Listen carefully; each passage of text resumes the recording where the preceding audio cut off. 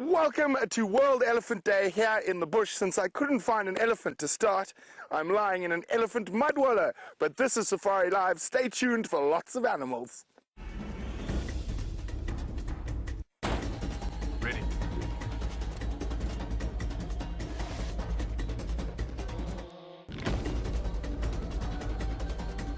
Standing by.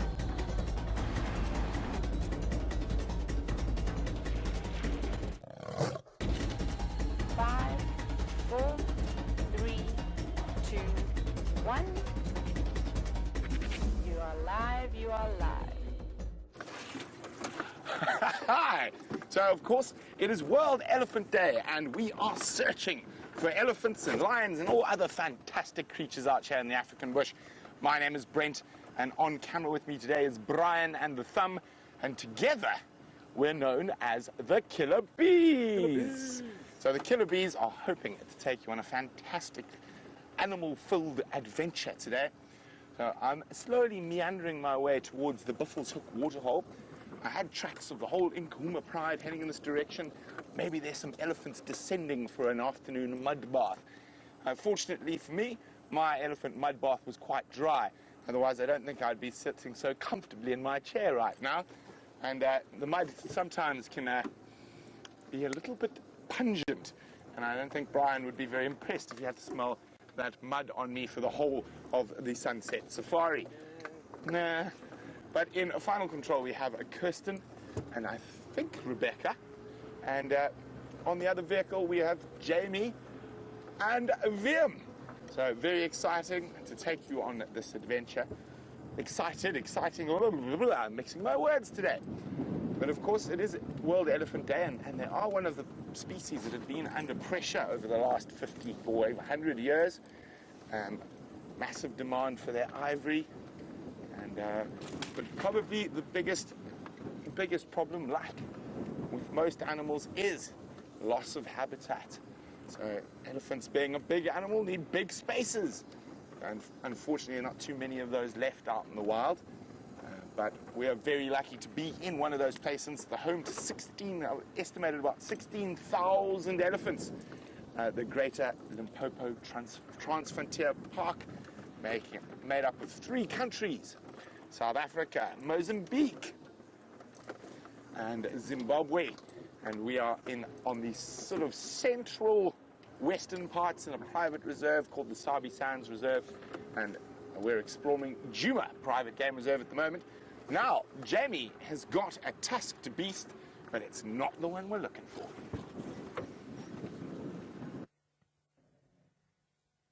A tusked beast indeed, and I think Brent took the words out of my mouth. I was about to start off the afternoon by saying that we have found a grey-skinned animal, but again, not the one that we are looking for on our lovely warm winter's afternoon as we set off to search for elephants to celebrate World Elephant Day.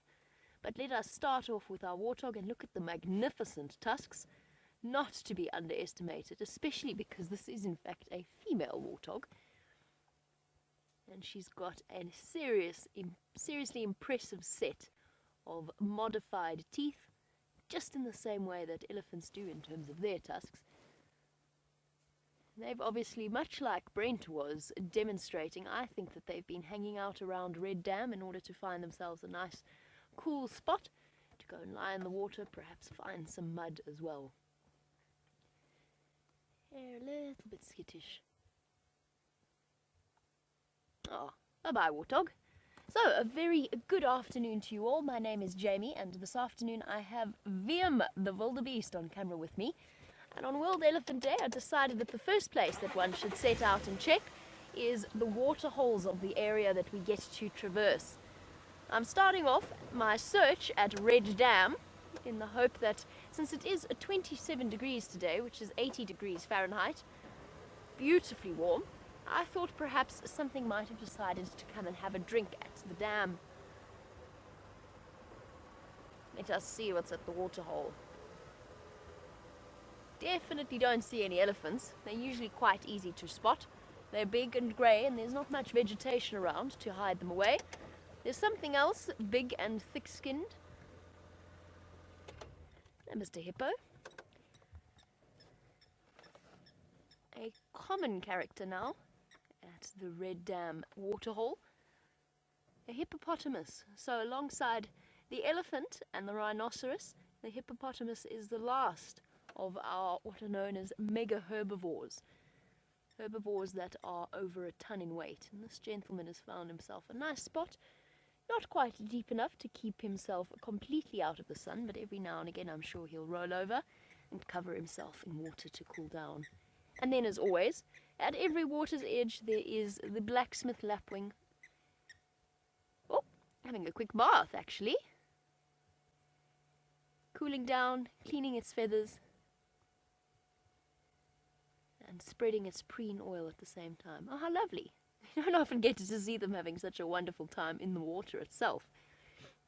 Typically they're wading along in the shallows looking for any little freshwater mollusks or anything else that they are able to find. Oh, bath time over.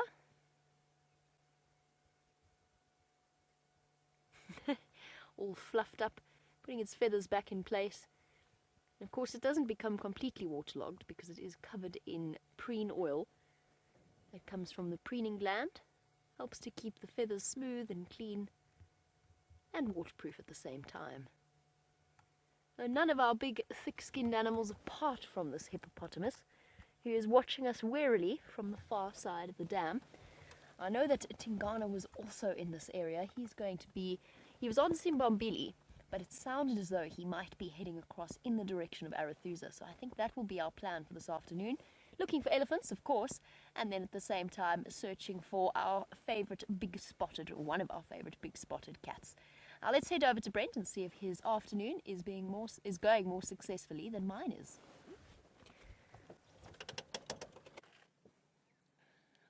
So again, not quite what we were looking for, but a fantastic beast nonetheless. The Cape buffalo. And this is a little group of old buffalo bulls. Now, which tells me something very important for planning the rest of our sunset safari is the lions didn't come this way. So these guys look very relaxed. The last lion tracks were behind them somewhere, so they're probably still sleeping in the thickets around here. So there we go. They're right on the edge of a seep line. You can see really big tufts of grass, and with that little bit of rain, you can see the greenery coming through. So they're busy focusing their feeding area on this seep line, where they're going to get the most nutrients at this very dire and dry time of the year. These are old boys, retired from breeding. They've been pushed out of the big herds by young bucks, and now they live a life of semi-retirement in little groups to help fend off lions. And they are one of the lion's favorite foods.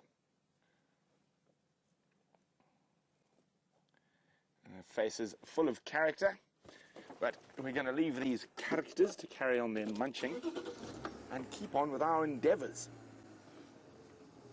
Now, for those of you who might have just bumped into us and found us by accident, we are live, and if you don't believe me, you can send me a question on #SafariLive on Twitter or email questions@wildearth.tv. And a happy Elephant Day to you too, Bill. Great to have you on the back of the vehicle. Hopefully there's going to be some elephants around the corner. Now, because it is World Elephant Day, I'm going to continue on. This morning on the Sunrise Safari, we did some elephant quizzes. And it seems like we do have some very smart viewers out there. So I think I might have to toughen it up for the Sunset Safari. And here's a good one. If you had a tin of a soft drink, how many soft drink tins, how many Coca-Colas could an elephant drink in a day? So elephants are capable of drinking a huge amount. I thought Brian was flicking, then he saw something. He was attacked by flies and he was defending his honor. So how many cool drink cans could an elephant drink in a day? And if you know that answer, it's going to take some maths. You can send that through to questions@wildearth.tv or #SafariLive on Twitter.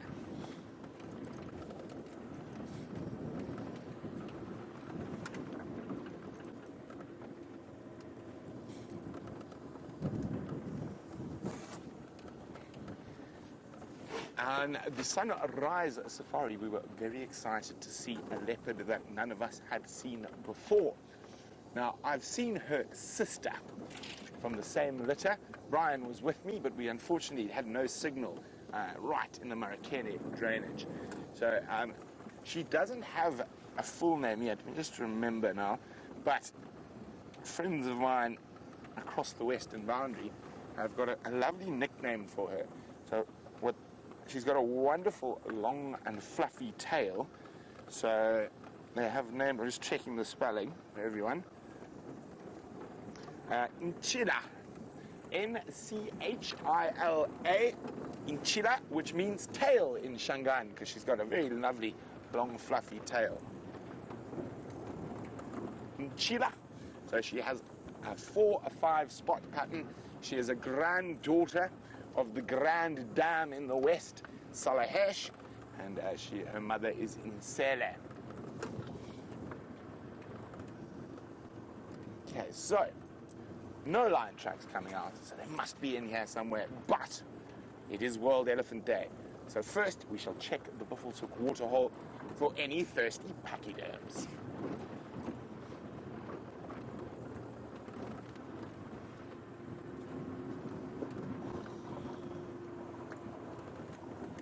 Now, while we continue our search for the largest and heaviest animal out here in the African bush, Jamie's got one who's on the other end of the scale.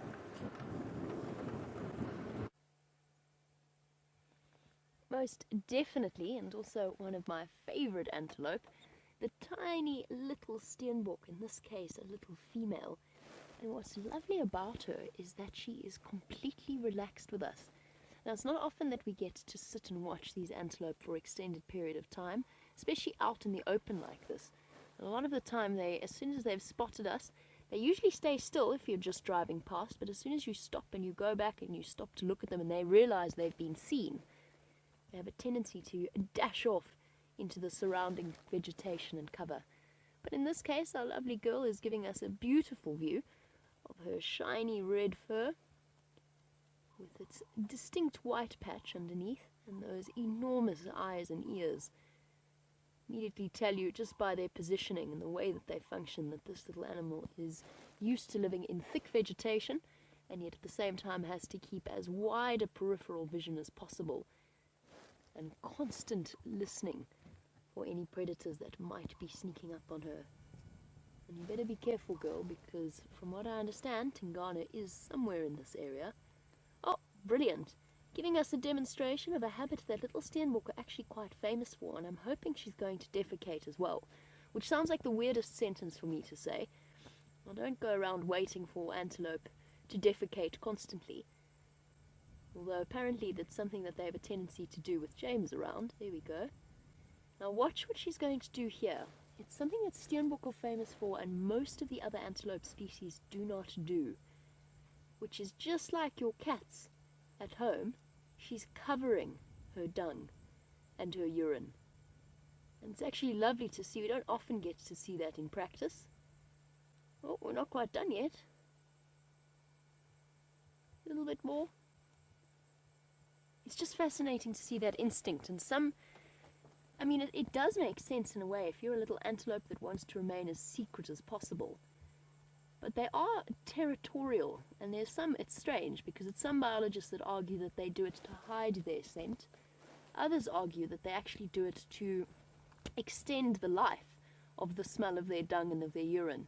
They are territorial creatures, so they have their own little territories that they defend fiercely, females against females and males against males, whilst living in monogamous pairs.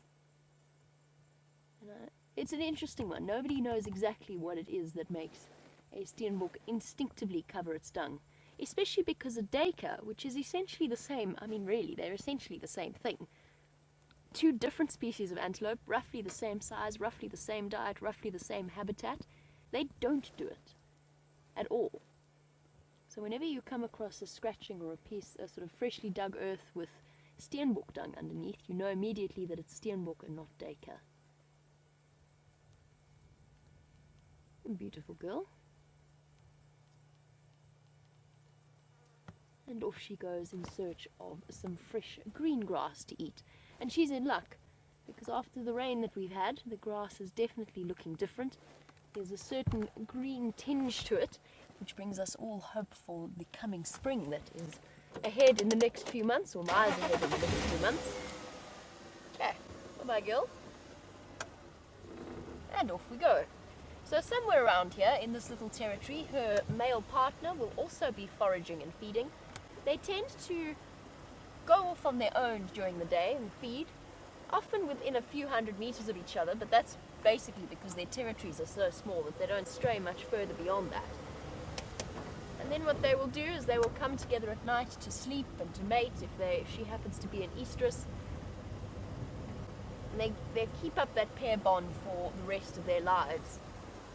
Oh, birds. I forgot to tell you this. So this morning I was out on the sunrise safari on the bushwalk, and I'm going to try and, I'm really hoping that we can find this particular bird for you.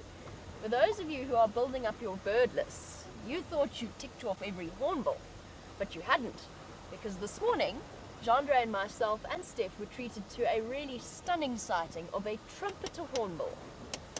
I'm trying to give this some context by stopping for this grey hornbill, but every time I stop he just jumps a little bit further ahead.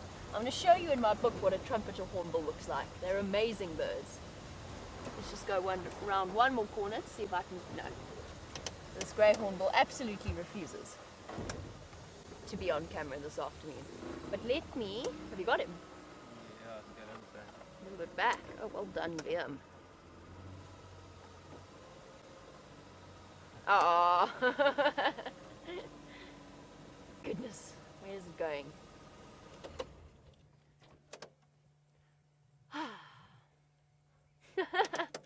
One more try, and then I will show you the picture of the trumpeter hornbill. The trumpeter hornbill has got an extra sort of hollowed tube that sits on the top of the bill called a casque, and it makes a sound, and I'm not exaggerating, it sounds exactly like a crying baby. Oh no, I give up. This hornbill doesn't want to be on camera. I give up. It's gone. It's gone again. Let me show you a picture of a trumpeter hornbill. Take me 2 seconds. In theory, if I could get my box open. There we go. I think let's use the index because I've been caught out before thinking I know where this particular bird is. What did I say it was called again? Trumpeter.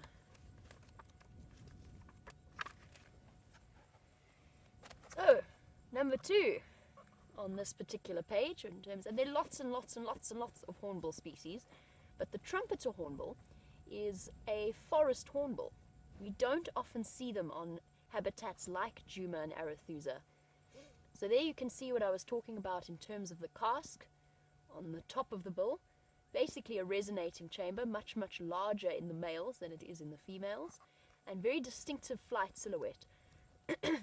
So a completely different shape to, or almost different shape in terms of the bill to our standard hornbills.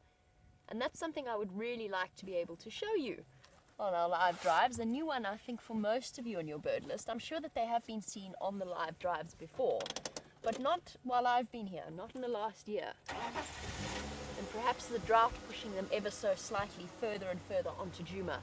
So that's another thing we'll be looking for. A trumpeter hornbill to add to your bird lists. I also saw 2 crows randomly, which is also relatively unusual. I've only ever seen one other crow. There is a big shape on the road in front of me, but I feel it is not an elephant. I feel as though it is a buffalo.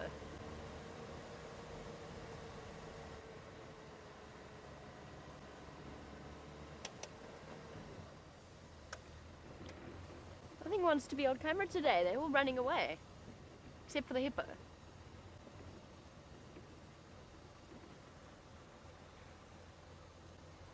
Debbie from Vancouver, it is lovely to have you on board.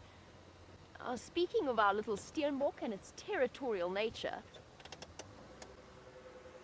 Debbie wants to know how many of our antelope species are actually territorial. Well, since my other buffalo's disappeared, we'll stop and have a look at this chap. And I suppose he doesn't fall under the antelope family, but it's part of the Bovidae family. So they are all related, they're all ruminants. Right, so antelope, Steenbok are territorial, duiker are territorial, wildebeest are territorial. Are those the only three? In certain areas, I believe that waterbuck bulls are territorial, but I'm not 100% sure that that is the case everywhere, and I don't think it is the case here. I think they have home ranges, just like the kudu and impala, but they're not territorial. So far, Debbie, we've got 3. If I think of any others in this area, I'll let you know. But for now, we have got one large buffalo and his oxpeckers. Everything seems to be on a go-slow this afternoon. Even the oxpeckers aren't all that busy occupied combing through his fur. They're just resting on his back. And he is sleeping. He is dozing very, very successfully there. Fast asleep. Have I turned my microphone off? No, I haven't. It's just attempting to escape down into my ponytail again. There we go. Is that any better?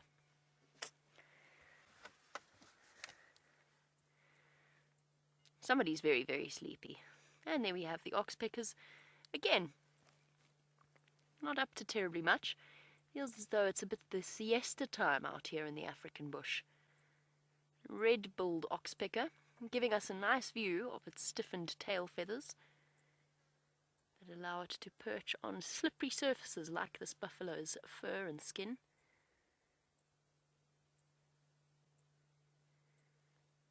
Aha!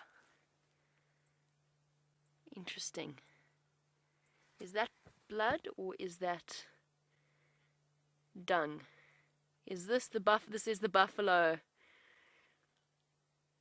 I wonder, I would not be at all surprised if this is the buffalo that didn't escape from the lions. No wonder this buffalo looks so exhausted. He has not had a very good night. Let me just double check that because the light's very difficult. I'm going to go forward a bit. We're going to have a closer look. It looks to me like there's scratches down the side of that buffalo as well. So just bear with me for those of you who are a little bit squeamish. Perhaps don't turn away for a little bit. I wonder if this isn't our buffalo. Or, yep, no, definitely. This buffalo's had a lucky escape. We've been talking about him. So at some point, that's why the fur on his back shoulders are matted. At some point, whether or not this is the buffalo that the rest of the Safari Live team saw escape the lions around Galago Pan, or if it is a different buffalo, I think this looks fresh enough that this was from last night. Deep scratches from the lion's claws.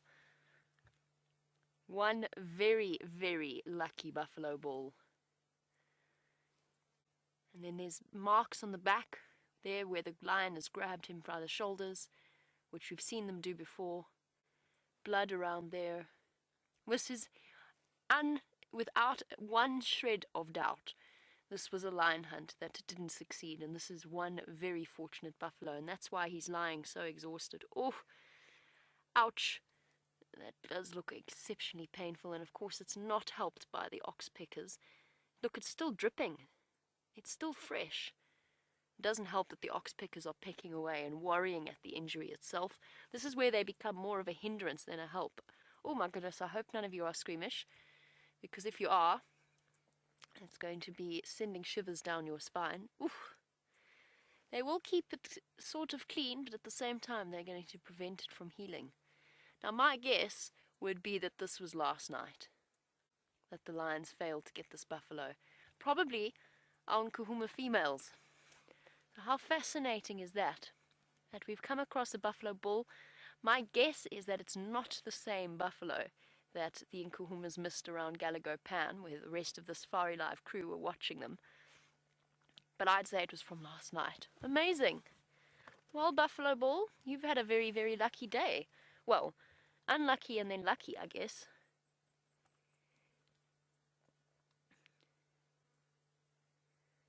he probably fought back. You might even have found that the other buffalo bulls came back to help him, which does often happen with buffalo. Now, he looks exhausted, and obviously that looks exceptionally painful, but really these are just superficial wounds. And unless he's hiding something the way that he's lying more serious, which I don't think he is, he will be absolutely fine. He'll heal up, unless of course he has more bad luck and the lions catch him again. But for now, I think those injuries will heal up relatively quickly. The oxpeckers might keep that hole in his tail around. But these animals are so resilient.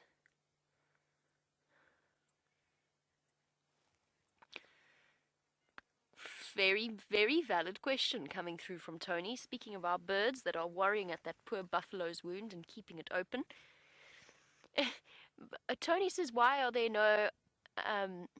why are the oxpeckers called oxpeckers? Ox, emphasis on the ox, if there are no oxes in this particular area. Well, I'm guessing because at some point, for example, the voortrekkers did have oxen that would help to pull their what are they called? Oh, for goodness sake. Wagons, thank you.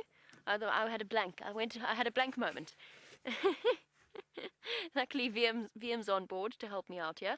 The voortrekkers used oxen to pull their wagons through the rest of the country and to explore the different areas. So there were oxen that were brought into South Africa. Now they should actually, you're right though, Tony, we should call them buffalo peckers. But that just doesn't sound quite right, does it? Or giraffe, no, bovid pickers. Nope, still doesn't sound right. In fact, the more I say it, the worse it sounds. I'm going to stop saying it. But Tony raises a very, very valid point. Our oxpeckers obviously got their name because, of course, whilst they spend a lot of time around buffalo and giraffe, they would have spent time on the backs of the oxen that the people brought in to South Africa many, many centuries ago at this point. I always hate watching them worry away at an animal's wounds. I just want to get them to leave it alone. Oh, look at the butterfly. There's a butterfly on the wound, getting the moisture. How's that for imagery? Blood and gore and beauty at the same time. Oof. Okay, let's stop looking at the wound. It's giving me the heebies. Kim, yes, it's possible that he will lose his tail. I think it depends on how much damage, how that wound does look quite deep, and it depends on how infected it gets. These animals have incredibly resilient immune systems, but if infection does set in, particularly with the oxpeckers constantly pecking at it, there is a chance that his tail will at some point drop off and he will be without a tail, which we do see every now and again. We see buffalo without tails. Shame, boy. Shame, he's gone straight to sleep. He's exhausted. That's why he's in the sun as well. Resting, recovering his strength. Years ago when I first started guiding, I would have said that this buffalo looked like he was going to die. He's so lacking in energy. But that's not the case. He's just resting up. He's healing. They're very tough creatures. Well, part of our mystery has been solved. I spent the morning tracking the Nkuhumas coming in from Arathusa, trying to work out exactly where they went and trying to work out why they did such a big circle. Now, I think we have a little bit more in the way of evidence to support what happened, or to try and piece together what happened last night. We're going to carry on. We'll leave our buffalo to his healing and his rest and his recovery. Meantime, let's jump onto the back of Wendy and find out where Brent is.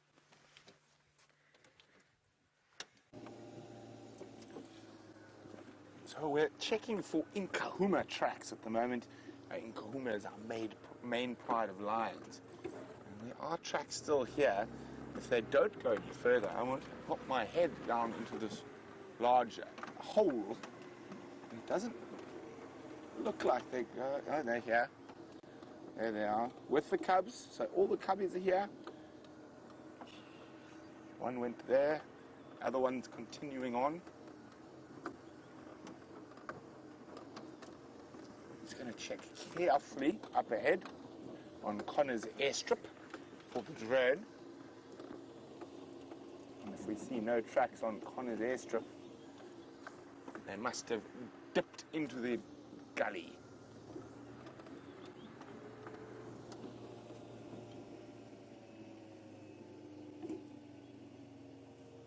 Aha! Can you see me? It says elephants would drink none because they wouldn't be able to open the can. I think they actually would be able to. They're incredibly dexterous. Okay, there's still lion cub tracks next to me. I'll try to show you one. I'm going to have to do it this way because of the light, I think. You can see them there, Brian. There's lioness and cub tracks. Just on the right-hand side. Here we go. They have been driven over. I did see them this morning. So we're just trying to check where they've left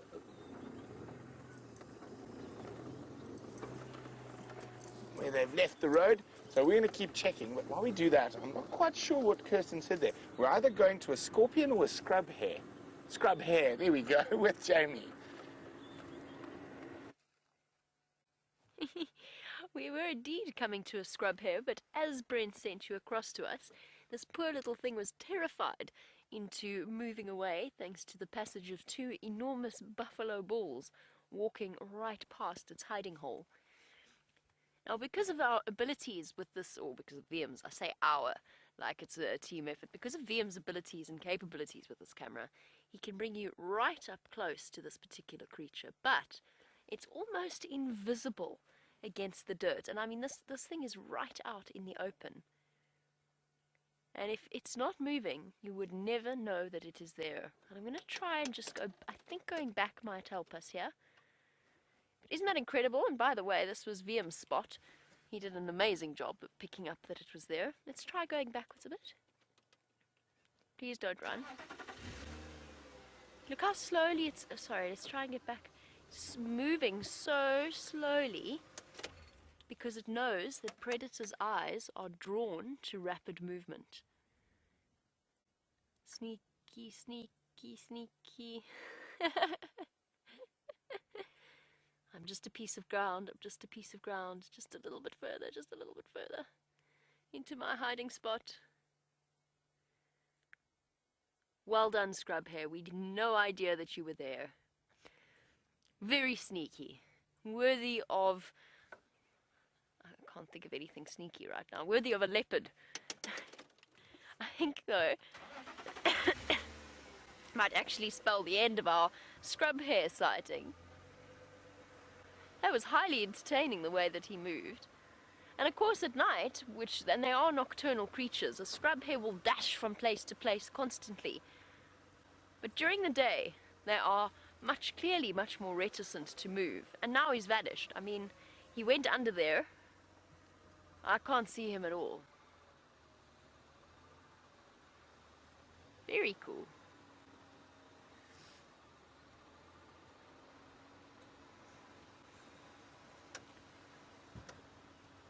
Nope, he's vanished completely. That was really interesting. I also really liked the fact that it had a little white spot on the top of its head.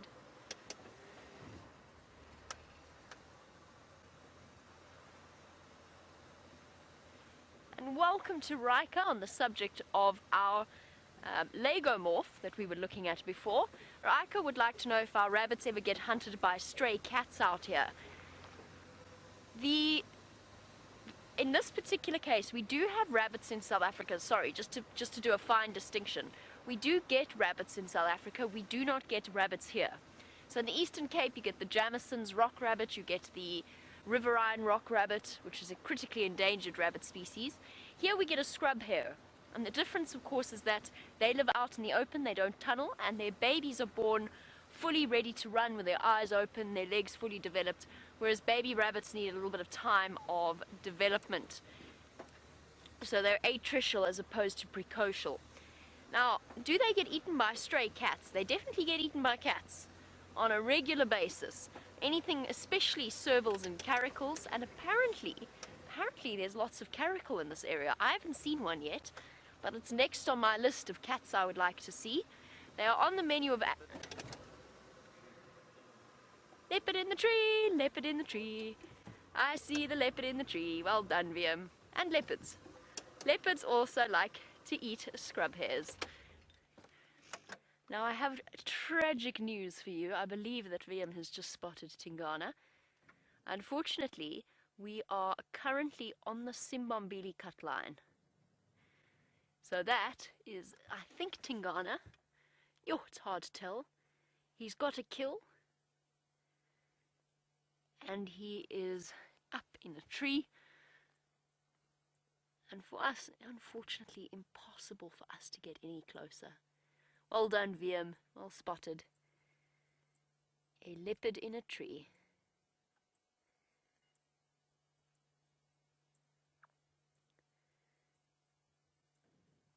Lovely. Let me just take my... Sorry, this is not VM, this is me. My foot's on the brake.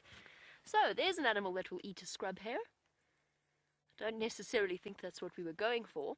We don't have many stray cats in this area, back to what we were talking about, but we do have lots and lots of wild ones. Now, a scrub hare would not really feature on Tingana's menu, but you never know. They are opportunists of note, our leopard characters. Even Tingana is not above catching the odd scrub hare every now and again. Let's see how his limp is. It's a bit difficult to tell, but look at him, isn't he massive? Hello, Tingana, with your huge and thick and powerful neck. Giving his foot a jolly good clean. I think he does have a kill up here. The reason I say that is, first of all, I thought I saw something, and also he's got a nice round belly. And Tingana looking much, much better than when I last saw him, which was close to this area in Red Dam, where he was quite hungry. To me, he was looking a little bit thin. Now he is back to his usual marvelous self. He's in such a difficult position.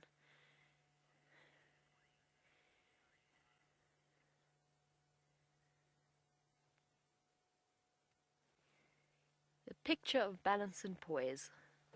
Tingana? Ah. Oh. Settling down on his branch. Don't you want to come this way, boy? That's a very tricky spot.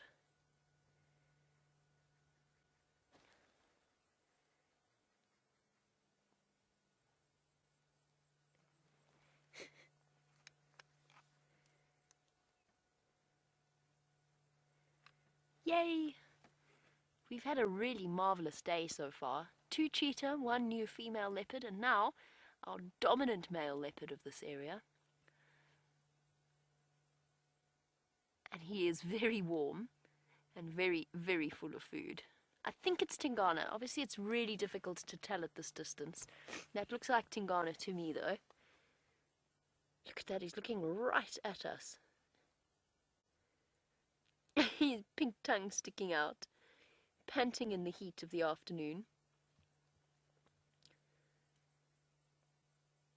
What is he? Oh, he is licking his paw. Amazing how a leopard can find themselves perfect balance and perfect comfort on a branch like this. And we know, because we've tried it, that it's not as easy. Now, yesterday, we were participating in an event organized by our lovely ladies of Final Control. So, Kirsty, Jerry, and Rebecca organized us the Bush Olympics, which involved several different events, one of which included climbing a tree at great speed. Naturally, as you can imagine, both Brent and Brian, and Jandre actually, all 3 of whom are very tall individuals, had a natural advantage.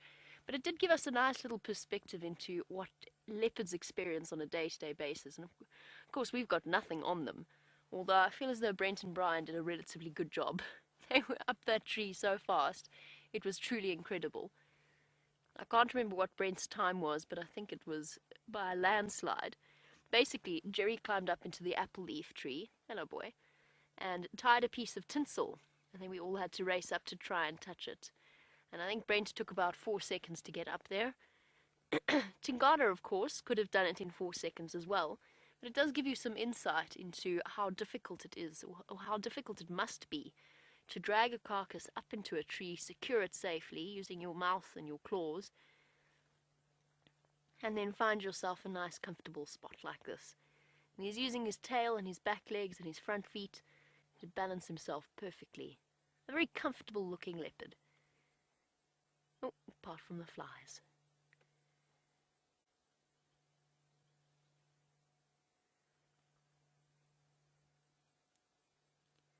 Come this way, boy. This way. Come south. This is a difficult place.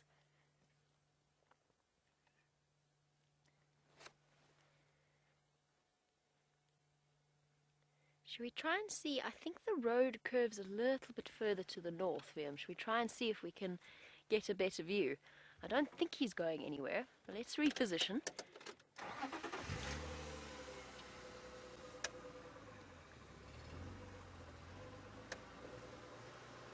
I'm hoping to try and move the sun as well. Not move the sun, obviously. I'm not going to move the sun. I know I've got delusions of grandeur, but that's a bit dramatic.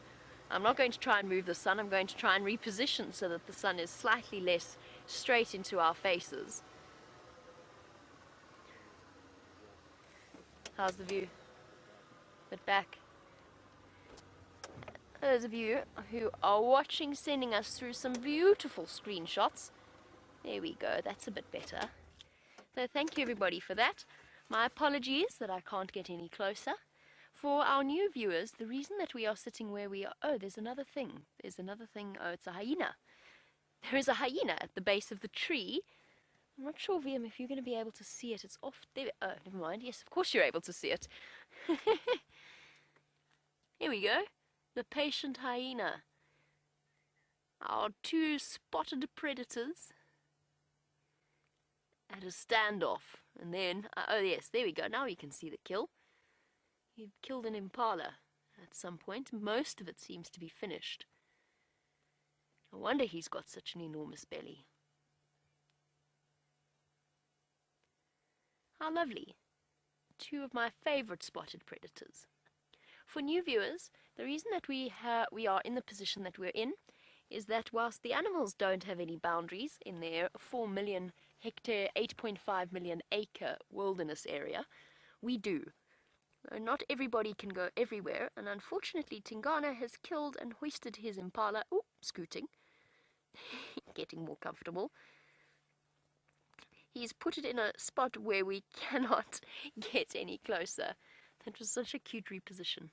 Cute is the wrong word for Tingana. That was such a lumbering reposition. So we cannot go any further north. You might see some other vehicles arriving. They might come and join us, but they will be able to go in and have a closer look.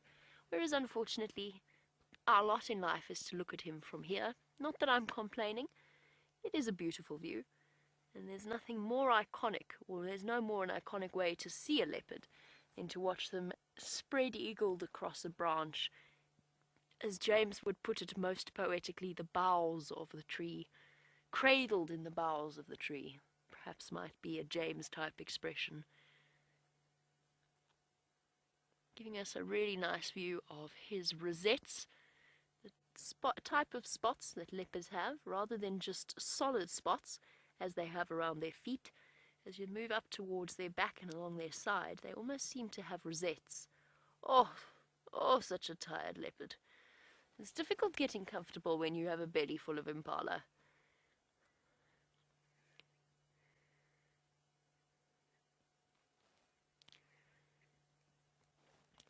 Very interesting question, Jen. Thank you for that, and good afternoon. I hope you are enjoying our view of this lovely leopard.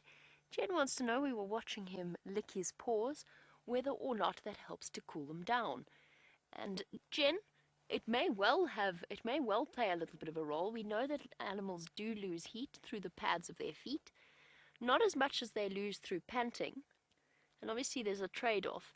I think he was cleaning his paws because he'd been using them to help him reposition his kill. And they are, of all of their body parts, cats are most fastidious about their paws themselves. I'm not discounting the possibility, Jen. I think it's entirely possible that they lose a bit of heat every time they lick the bottom of their paw and then the wind blows over it. But in this case, I think it was just serving a cleaning purpose. But a really lovely question and a very good point. Because, of course, these cats can't sweat in the same way we do. And particularly for lions, it becomes a very, very warm business being a lion, with a belly full of rotting meat, which, as you can imagine, is not a cool process. It produces a great deal of heat as they digest that amount of food. So not only have they got the African heat to contend with, but they've also got the process happening inside of them.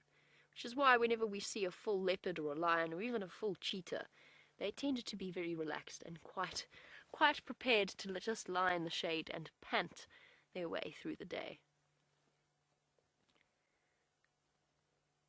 His tangling feet. My favorite thing to watch with a leopard lying in a tree is the way that their paws dangle over the edge. Now, to go back to what's happening here for new viewers,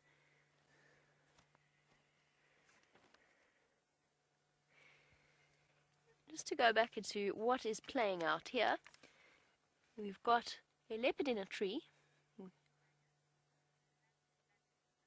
Oh, sorry, before we go into that, X-Ranger, just to finish off our conversation, X-Ranger also loves the dangling back feet. I don't know what it is, there's just something, and the tail combination that I find, it's always the thing, whenever you see a photograph that people have taken, it's always the thing that attracts my attention first. Just look at the dangling back feet. It looks so comfortable. Hey boy, you comfy there? Amazing. That piercing look, even at this distance. Sorry, what I was going to go into for new viewers is we've got a leopard. I should know the difference by now. We've got a leopard in a tree with some food, and we've got a spotted hyena hanging around underneath. And this is a very, very common scene. Now, hyenas, whilst they are more than capable of hunting for themselves, a lot of the time they play the patience game, which often involves sleeping underneath where a leopard's hidden its kill. And that, of course, he or she is the main reason why leopards hoist the way that they do, so that it keeps it out of reach of our scavengers.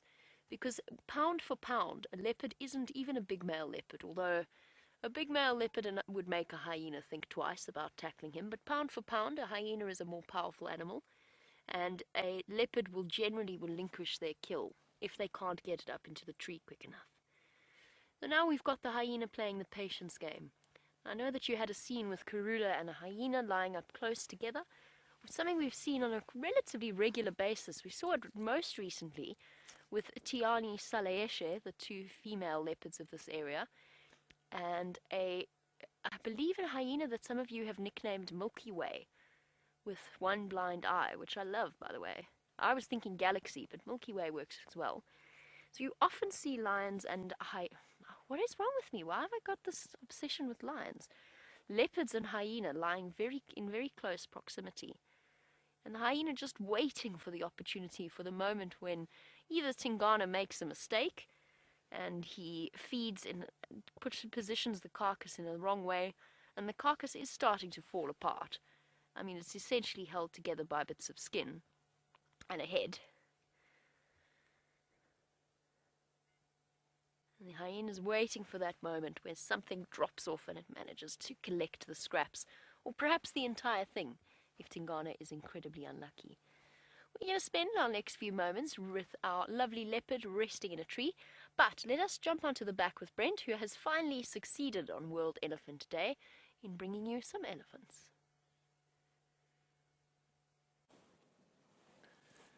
Isn't this exciting? World Elephant Day, and of course some elephants have made an appearance. Now, they're in some thick bush just below my house. And there we go, wonderful to have elephants on World Elephant Day. Quite a nice herd, probably about 15 to 20 individuals. And they went for a drink at the Juma Pan, and now they are heading into the mixed woodland feed.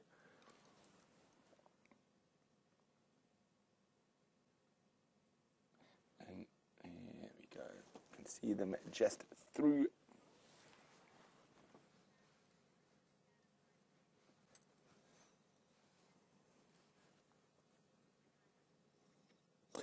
So everyone is asking, what is the can of Coke? X-Ranger would like to know how many mils are our soft drink cans here. The average one is 340. Brian, am I correct? 340 milliliters. So if you're wondering why we're talking about the size of cans, because it's your World Elephant Day quiz. What number of cans would an elephant have to drink its normal equivalent amount of water? And this is an elephant bull. So what amount of cans would an elephant bull at 340 milliliters need to drink to produce its normal amount of water? I'm hoping they're going to move out into the open a bit more.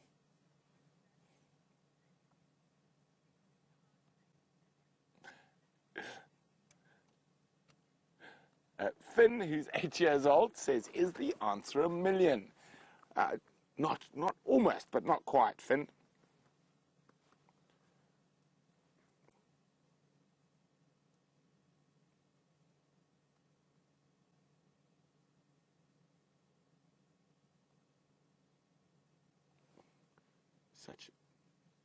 You can see how harsh it is at the moment out there for the Ellies. Very little food around. And of course, we are in our worst drought since 1992, 93.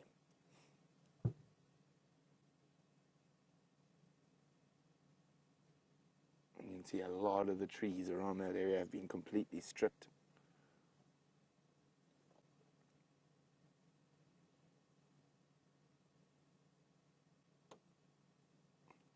Well, you can just see the starlings running around in the foreground, probably hoping for any insect to be disturbed by the Ellies as they feed, and I'm quite sure there's a fork-tailed drongo taking advantage of that somewhere there as well.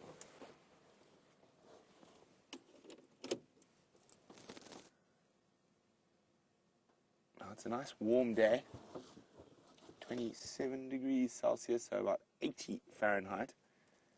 Those massive ears will be working to cool the Ellies down. It's basically a massive air conditioning system. You can have about 8 liters of blood in their ears, so just under 2 US gallons of blood in their ears. So all the warm blood gets pumped through into their ears, and they flap their ears to cool down and sending cool blood back to the rest of the body. And that's how elephants are unable to feed throughout the heat of the day. And being such massive creatures, they do need to feed constantly. They feed for most of the day.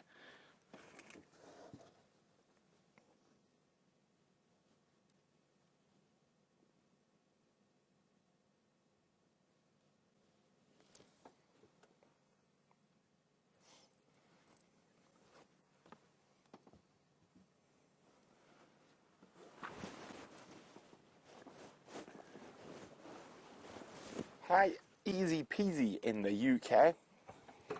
Easy Peasy would like to know, how do elephants generally fare if they are brought up in captivity and then released in the wild? Now, it all depends on where, Easy Peasy. In most places, not well. So the reason for that is that they have lost their natural fear of man. And they're used to getting food from people. So what happens is, quite often in those situations, is the elephants will come up to a person who doesn't have any food and start looking for food from them. And when that person doesn't have any food or doesn't provide them with what they're looking for, they can get quite angry and aggressive. And of course that is very bad, because it generally ends up in the elephants having to be destroyed. So the only place that really works is if you can put elephants in an area where there are no people. And massive areas with lots of other wild elephants.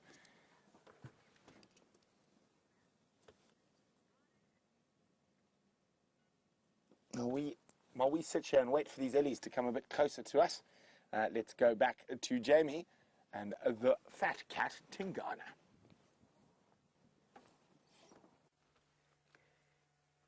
One fat cat indeed, who has managed to shift himself to what looks like a slightly more comfortable fork in the tree.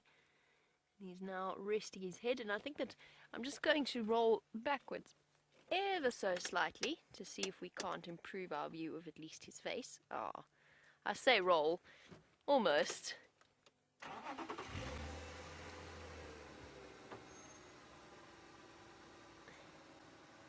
There we go.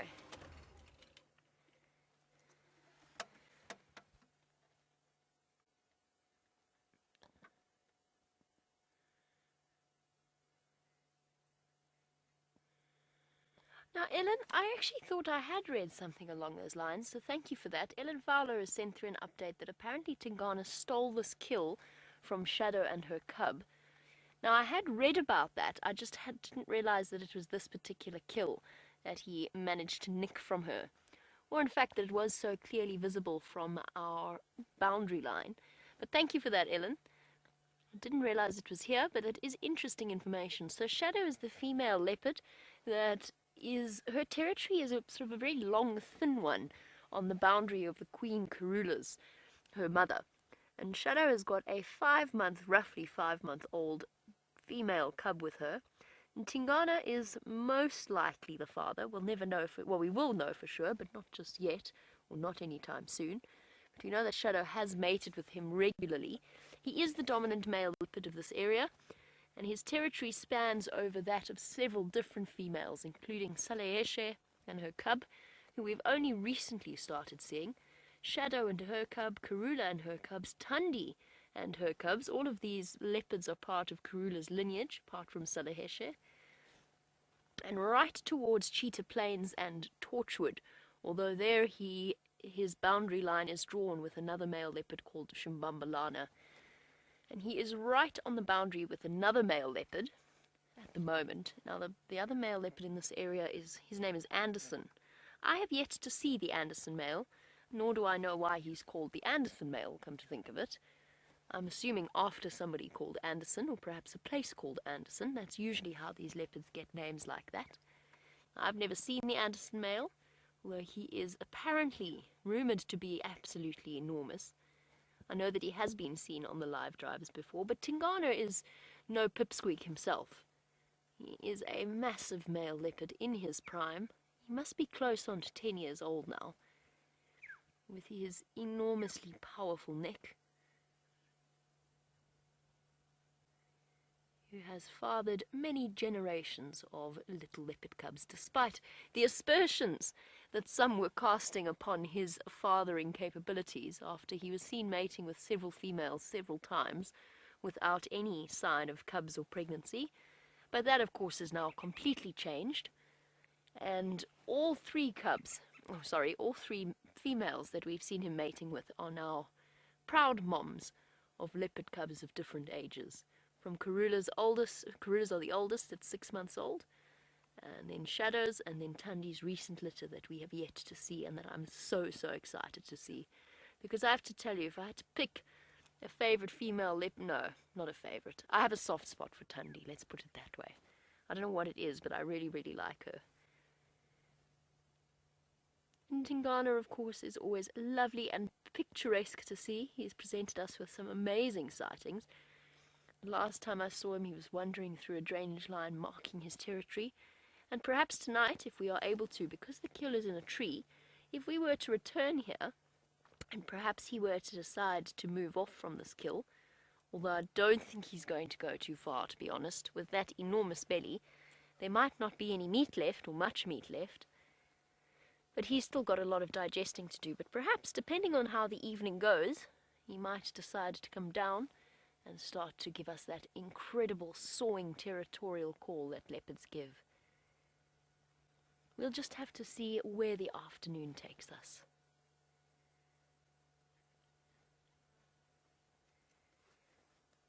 Oh, it's exhausting work digesting.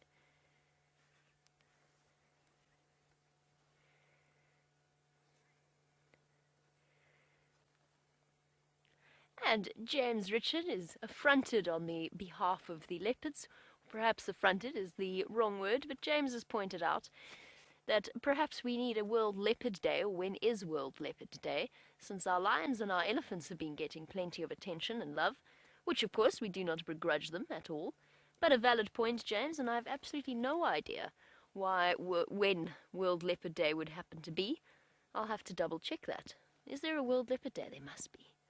I mean, if there is a World Bow Tie Day, which I only found out this morning upon the conversation with Brent and Brian, If there is a World Bow Tie Day, then surely there must be a World Leopard Day as well. It is interesting that the World Lion Day and the World Leopard Day fell in such close proximity to each other. But it's nice. It gives us a really nice opportunity for awareness raising and just a time to appreciate the amazing animals around us. But James is right. Maybe we should make a World Leopards Day, JR. Celebrate our different leopards. We've been off to a good start today. One new female leopard this morning. And Viam, you filmed that leopard as well. No. I was snoozing this morning. Oh, were you snoozing this morning? Oh, so you missed out. I'm sorry to hear that. So Viam was snoozing this morning, so he didn't film the new female leopard. But we've definitely been off to a good start in terms of our lovely spotted cats. But then the problem is, James, then we need a National Buffalo Day. Well, maybe not a Buffalo Day. We're going to stick to the endangered animals. National Pangolin Day or International. The hyena just moved off. The hyena just moved off. Where did it go? To the left. Is it coming towards us, or is it just going into the shade? Because that might be quite a nice surprise. Let's go forward a bit and just double check.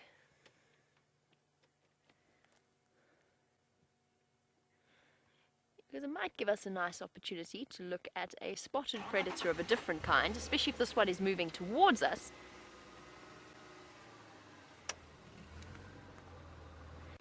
Where's this hyena gone? And Belly, unfortunately, this is one of the reasons why I'm trying to find our hyena again. Unfortunately, very sadly, our hyena have not returned to Djuma once again. Look, they're always there. They come through each and every single night. Their tracks are around that area. Where's this hyena gone? Must have gone to go and lie in the shade. Oh, seeing those off-road tracks going a bit closer, it's terribly tempting. But unfortunately, rules are rules. But it's just there. It's just there. It's so close. I don't know where this hyena went now. He must be hiding somewhere flat. Belly, and for newer viewers, oh, there's another vehicle coming in.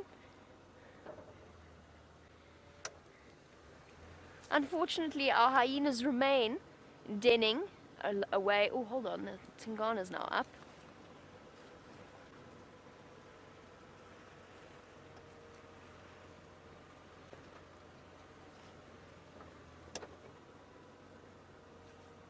How's that?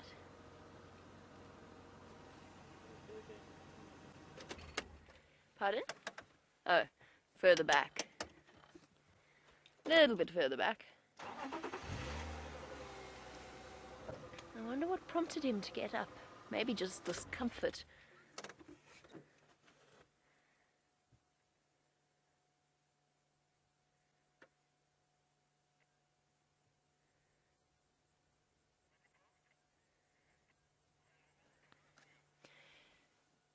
Oh, a very, very interesting question from Alice. And I'm trying to think of the best way to answer this, because she's raised a valid point. Alice's question is, why do people have such an empathy for a leopard, but not for something like an impala? Do we not have empathy for impala? I wouldn't go so far as to say that. I think I always feel a little bit sorry for the hapless creature that has become the leopard's next meal. Sorry guys, I'm listening to the game drive comms. At some point we are going to have to leave this sighting. We did kind of sneak in here, although not quite. We're still very far away from him. Alice, I think that people feel a natural connection to leopards and lions, and I think often to the point of it being slightly unfair, because they're beautiful and they are graceful, and there's something that we find amazing within them that intrinsically attracts us. Perhaps just that little hint of fear of them as well, is at one point they would have hunted human beings.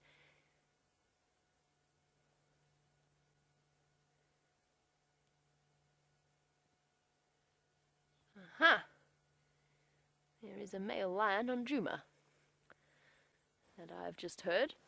Sorry guys, the game drive comms have suddenly taken off spectacularly, and I've got too many voices happening in my ear at one time. But Alice's question is an interesting one, because it is true. We take impala for granted, But I don't think, Alice, necessarily that it's a lack of empathy. I think it's an acknowledgement of the natural order of things. So you cannot begrudge a leopard its meal any more than you can begrudge a lion its meal. I feel sorry for that buffalo with his injured tail, but at the same time he had a lucky escape, and the lions went hungry last night. It is just the natural cycle of things. For me, what saddens me out here in the bush, my heart no longer breaks whenever something natural happens to an animal. But for me, it is far, far worse when a human being has played a terrible role in whatever has been inflicted upon that animal. That is where I find the tragedy. But that's slightly separate to your question. I do think human beings are intrinsically attracted to the idea of leopards and lions. Whenever you get new guests, almost invariably the first thing they want to ask for, or they want to see, unless they're regular safari goers, is a leopard and a lion and maybe an elephant.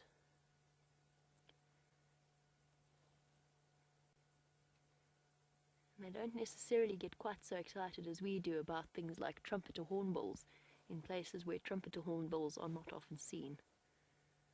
Hey, Tingana.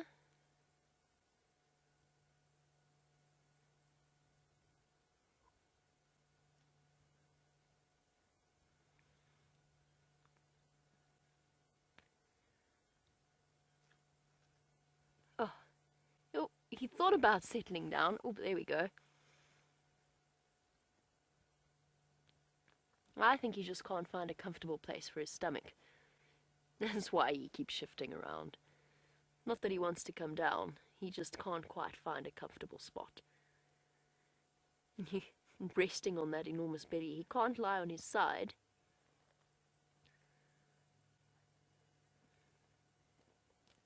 Oh, well, there we go. Thank you to Mauricia. JR, apparently we missed the boat.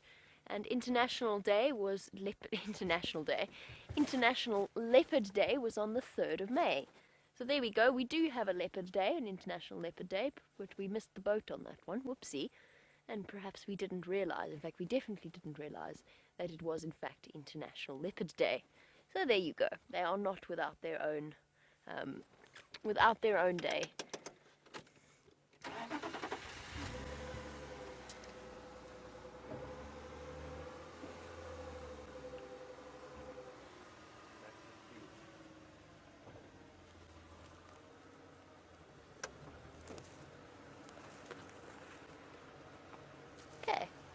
Let's go back to where we were before and get a slightly better view of what's happening with Tingana.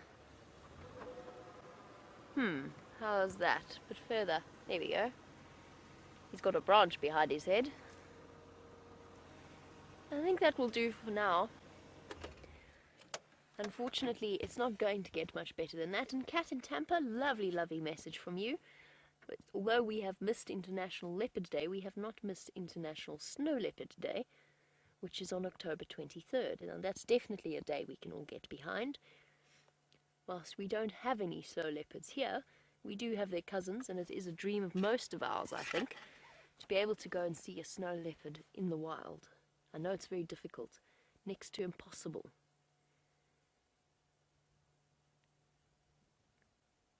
Imagine that. Snow leopards live. You can dream. We can dream. We can dream big. And certainly there are all kinds of exciting prospects in our future. Imagine getting to know a family of snow leopards like we know a Karula and them. Unfortunately, that's not something...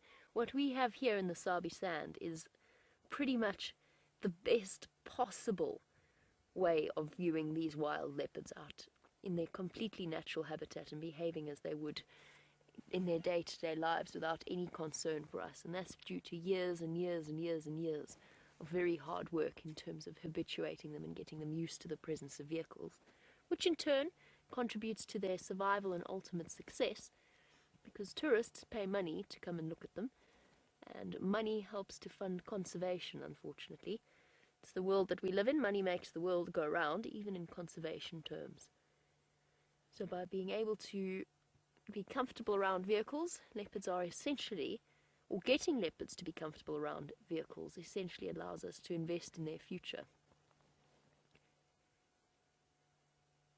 I think at some point relatively soon we are going to leave our male leopard and go off in search of this lion that apparently has been sitting on Juma the entire day.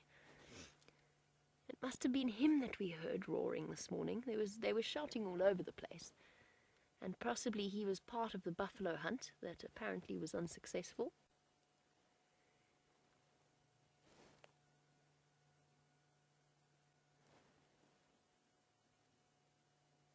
So we'll enjoy our last few moments with Tingana and then probably move off.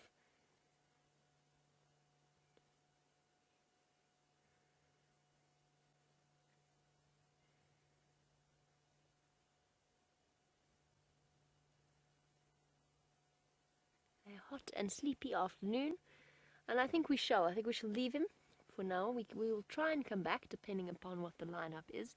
There are other vehicles waiting to enter into the sighting, and I want to go and investigate where that lion is. And if we can, then we will come back to him towards the end of the day as it starts to get a little bit cooler.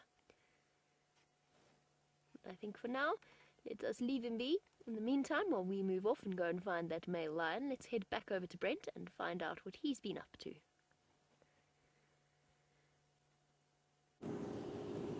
Well, I'm still looking for lions. Those elephants unfortunately moved into some thicker bush. Hopefully some more will come out. Oh, which way? Let's go this way. What do you think, Brian? We're going to go look for some male lions now. And we did have a brief view of one this morning, but I've heard another one came through during the day, so maybe they've joined up and they're somewhere accessible. Now, the Nkahuma pride, for those who are not sure, that's our main pride of females, are in an area that is just too thick and too steep to get our vehicles into. So we'll go look for the males, and then I think we might go look for our new leopard a little bit later. She was left in Buffelshoek, so I'm just waiting for the guys to go have a look at the last position before we shoot into that general area. But back, because since it is World Elephant Day, now, what was the heaviest elephant ever recorded? What was the heaviest elephant ever recorded? Send your answers through to questions@wildearth.tv or hashtag Safari Live on Twitter.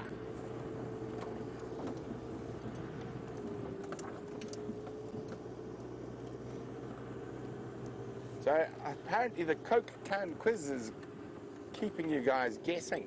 So I'm going to give a clue. It's nearly as many as there are days in the year. Aha! That should help. And I will tell you that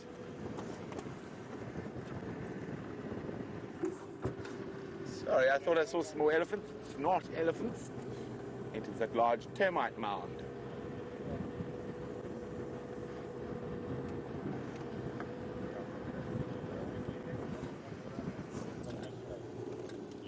Okay, we're going to head towards where we think those lions are. It's probably about 5-10 meters away. But remember, what's the heaviest elephant ever recorded? And you can give me your answer in pounds or kilograms or tons. But interestingly enough, we were talking about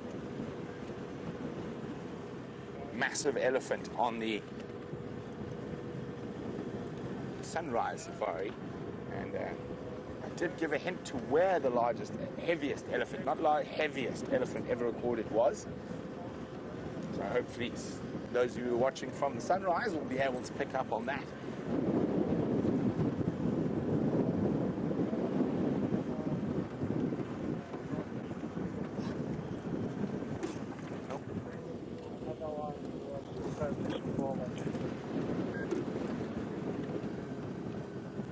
So this is my game drive radio. The end of the term tracks where you guys drive in there. I'm just trying to find out. It sounds like someone else is also looking for the lions.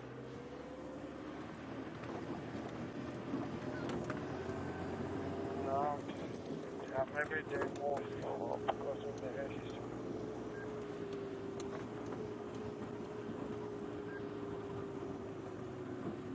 Okay, yeah, because when I cross this cover, there's a flowery bush. went straight for that truck. So those male lions were somewhere around here later in the day. So eyes up. Let's see if we can find them. So what you're looking for a lion at the moment is basically a big white belly lying in the shade somewhere. They're not going to be lying out in the open normally. Yeah, And so the copy that we saw another Madonna and some what we're looking for is ear flicks. That big white, the white belly or the pale color of the belly is the best giveaway. So that's what we're looking for. So looking into the deep shade, trying to spot ourselves a kitty cat.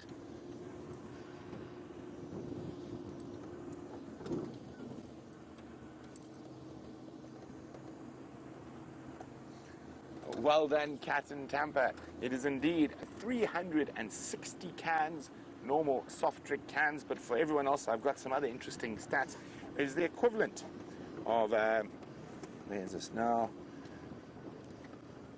It is equivalent of 211 UK pints, or 253 US pints, and it is 31 US gallons of water a day. Ah, there's Taxon. I think he's also in search for the same lions we're in search of. Oh, hey. Hello, everyone. Home for? Where's my lions? Aren't you supposed to find them for me? No, I just told him that you're coming. Oh, is he? I'm okay. You found them? No. Where were they? Somewhere, yeah. Yeah, I drive down there, but I can't see anything. Maybe if you try more. Okay, more I'll go have a look. drainage line, yeah. Cool. I'll give you a call. Cheers, everyone. Enjoy. Okay, so we're going to carry on. So Taxon was also looking for the lions. Unfortunately, he didn't find them. So that means it's up to us. We like a good challenge, don't we, Brian? Okay. Let us search. Hats off. Okay. So elephants might have pushed them during the day. It's always a possibility. But normally they don't move too far before going to snooze again.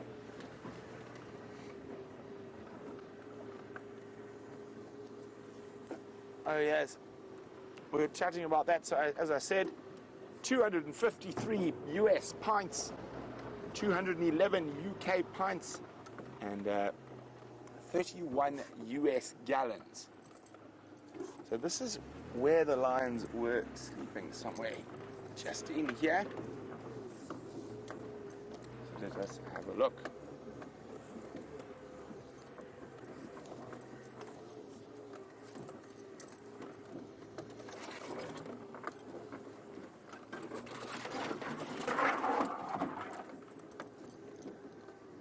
It's possible they could have moved down into one of these little river systems to get some shade.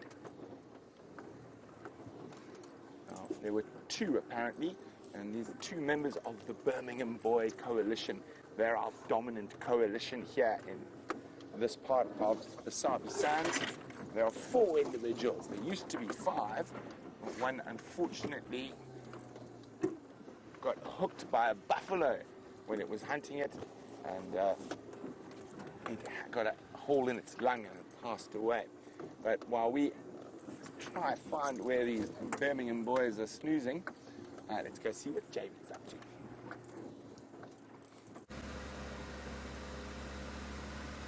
Well, I'm pretty sure I know exactly where one of them is snoozing, which is just along Triple M, which is where we're heading to at the moment. I've just stopped to chat to Roy from Arethusa, and he tells me something interesting. He tells me that that buffalo has been there for 3 days, which means, by my calculations, it must be the same buffalo that was, well, I suppose they could have gone for 2 different buffalo, but it definitely increases the chances that it was the buffalo that the crew saw being hunted at Gallagher Pan a couple of nights ago, which is truly fascinating because he's made his way all the way to Arethusa, and we were chatting a little bit about it on foot this morning with Steph and with Jandre, and about the fact that that is one buffalo that we really don't want to bump into. He's not going to be in the most pleasant of moods, let's put it that way. Now it's interesting to see just how far he's moved before he found a place to rest and recuperate. It's also interesting that the lion tracks all come from there.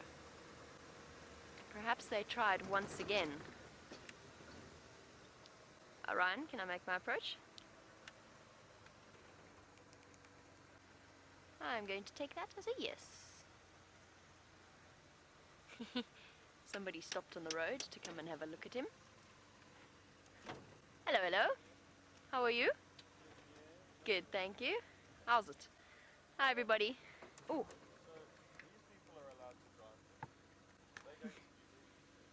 I know, I'm so sorry. I'm going to go past you. But we did sit and watch a leopard from the boundary, so you know.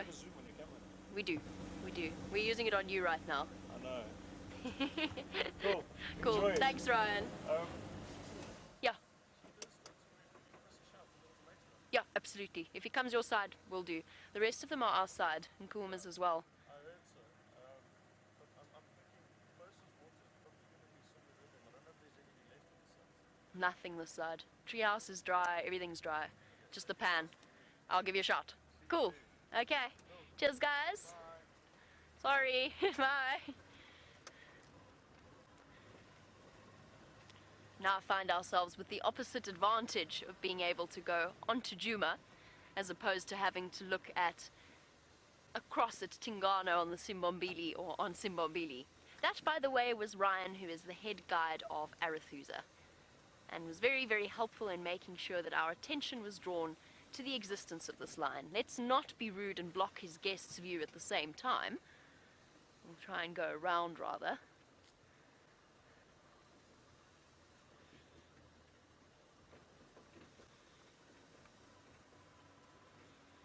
Hello, big boy. This is trickier than I thought it was going to be. I'm trying to put us in a position where we are not blocking everybody else's view. Looks as though somebody's been here already this morning. There's some fresh tire tracks, interestingly enough. Hello, boy.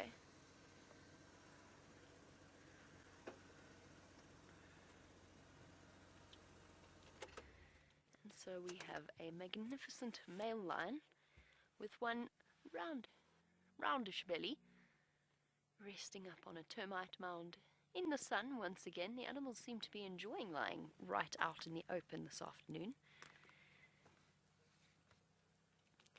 The last time we saw the Birmingham boys was, of course, the dramatic scenes that played out. Was it yesterday morning? Time flies. It feels longer, in a way. But yesterday morning, Vim and myself were witness to an incredible scrap. Almost a family argument, I think, is the way that we've decided to classify it. Oh, is that not very comfy? You are lying with your head downhill, which can't be terribly comfortable. Now, we had the Birmingham boys going to meet up with the Nkuhumas. Now, we don't know exactly what it was that sparked off the disagreement. I'm relatively certain that it was Amber Iser's diversionary tactics. She might be going into estrus, but she was definitely behaving in a very flirtatious manner with the males. But the rest of the Nkuhumas with the cubs were definitely on edge. They were on edge from the moment the Birmingham boys poked their heads up over the hill. And it sort of escalated into one serious disagreement, with the Birmingham boys scrapping with each other and the lionesses behaving incredibly defensively and actually aggressively towards the males, I think, because there were cubs around. Now, I suspect that those sorts of scenes actually play out more commonly than we get to see them, but it was something that I've certainly have never seen on these live safaris before, and it really gives you an idea of the true raw power of these creatures. And yet, at the same time, they were basically flat-handing each other. There were no serious injuries, a couple of scratches here and there, but when you think of what these animals are capable of doing, and we've seen with that poor buffalo, with their powerful teeth and jaws and claws, they definitely hold back. They pull their punches. But our battle-scarred Birmingham males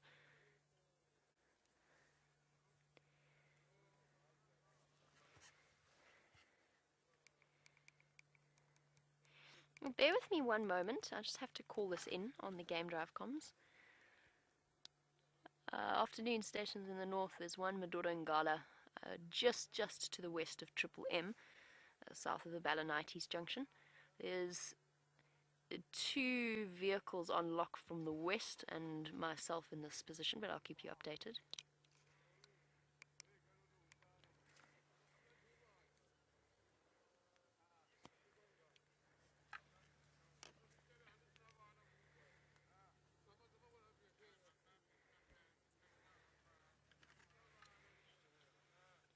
That's affirmative. He is on our side. He's on Juma.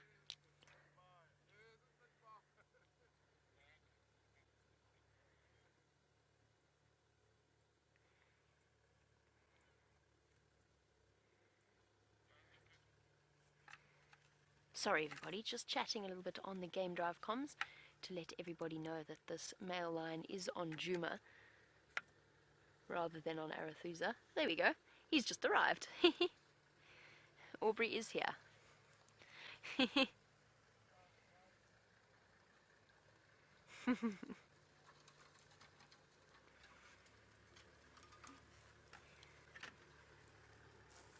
Standing by. Sorry guys, we have to play a bit of Tetris here.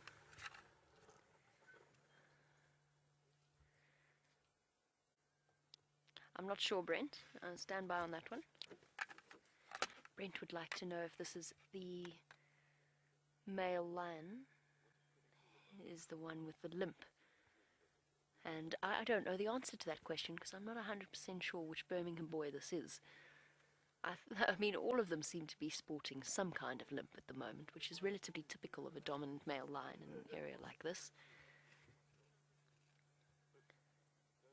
And Brent just wants to make sure that it isn't the one that he's been tracking.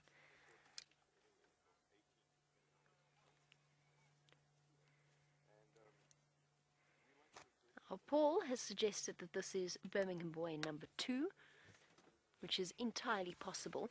He's got those scars around his nose and then just up along his cheekbones, which should be relatively distinctive. But of course, male lions constantly have fresh scars, old scars, healing scars. Their faces are a map of their trials and tribulations. But Paul thinks this is Birmingham boy number 2. I definitely know it's not Birmingham boy number 3 because he's got the skin infection all along his side and his elbow patches. I'm not sure if this... I assume that Brent has been able to see that it is the male with the limp, just judging by the tracks that he's been looking at. Now, I know that Brent did have a male lion this morning, so this gentleman could well be him.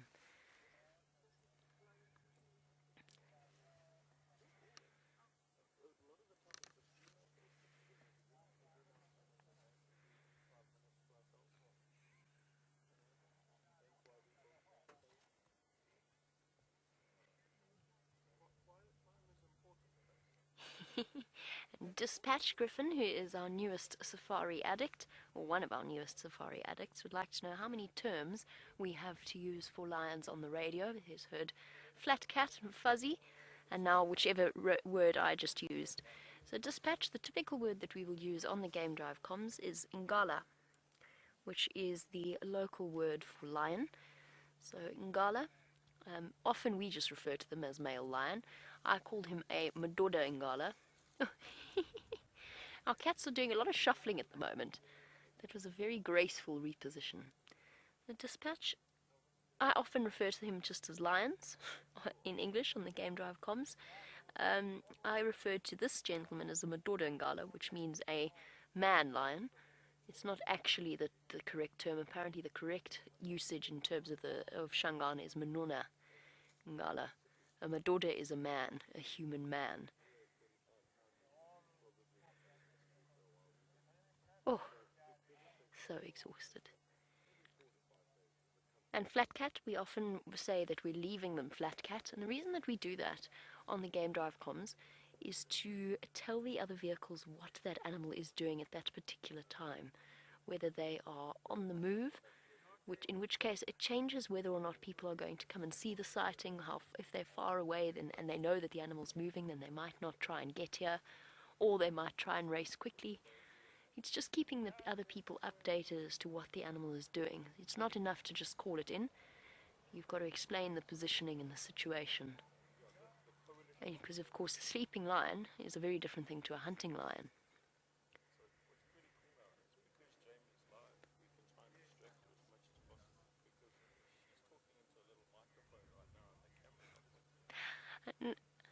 Dispatch, I'm sorry, apparently you thought that you heard us calling them fuzzy on the Game Drive channel. I don't think that's a term I've ever used.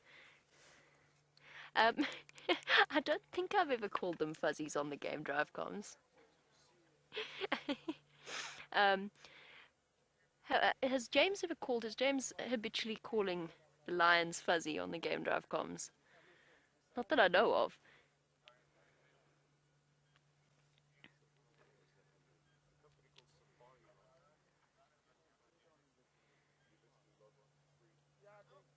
These guys, they go for the entire line. If you want, I'll get Jamie to come around.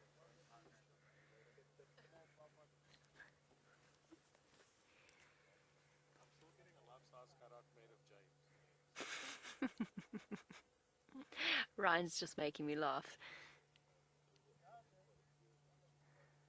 And Bill, last night, of course, we went to bed accompanied by the cacophony of sounds, that is the male lions roaring their way through Juma. Bill, yes, it does keep us awake at night, but are we going to complain? Most definitely not. And what often happens is you kind of wake up absent-mindedly, you go, oh, lion, and then you go back to sleep again. And it's far nicer to go to sleep accompanied to the sound of lions roaring than sirens and traffic and all kinds of things that other people in other places have to put up with. And it's always exciting, actually, because you wake up at 1 o'clock in the morning and you go, oh, the lions are roaring. I wonder if we're going to find them tomorrow morning. What are they going to be doing? What are they doing now? Are they still going to be on our traverse area? It's fun. I know Brent has described it as the daily crossword puzzle that we do. It's our equivalent whenever we wake up in the morning and we go tracking. And I think that is a brilliant description of what it is that we do the first thing every single day.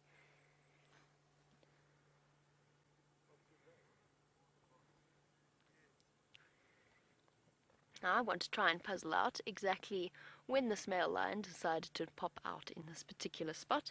If he is the same one that Brent is tracking, and if he was the same one that Brent was with this morning, we'll try and figure all of that out. But in the meantime, let's go and hear from the man himself how his tracking expedition has been going.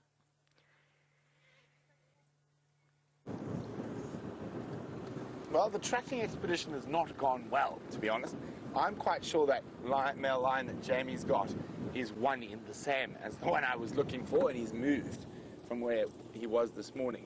But there was a report of another male somewhere around here. And we're just going to have a quick look here, and then I've just had a report that female leopard we saw this morning, a new female for us here at Safari Live, was left very close to our boundary, sort of 20 meters away from the boundary, having a snooze. I'm going to go have a look there. And of course, because it's World Elephant Day, I shall keep my eye out for any more elephants.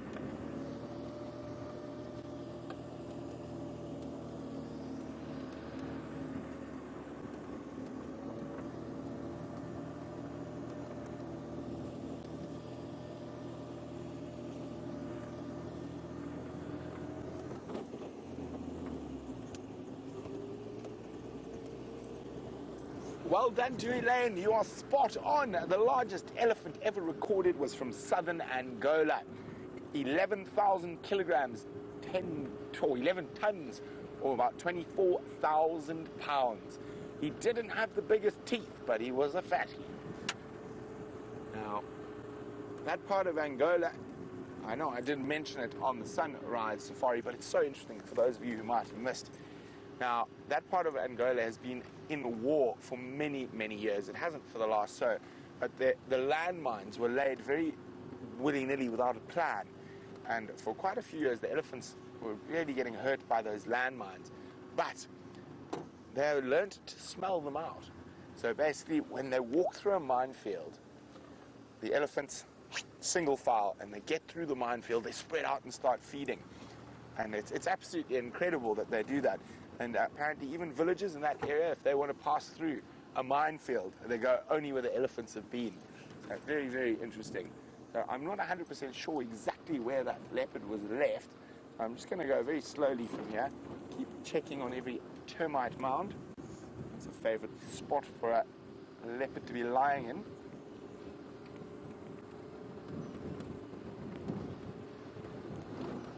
Just going to see if I can get hold of yours. Yours. Yeah, anyway. Oh, yours. I'm going to have a quick look for that Mafazi, Ingwe. How far west of the last position? was west of the Hare cut line as well, right? West of that. Oh, copy. So, confirm between Tumbuti and the Hare cut line? Yeah, that's right. Copy. I think they got her crossing back to Sibambili. I'm going to go just double check on those tracks. Okay, copy that. The female is crossing at transformer. Firm. I'm just going to double check the tracks, make sure it's there. So, if that is her, she had walked an incredible distance. So, to give you an idea where she was this morning, if we look directly down this long road, so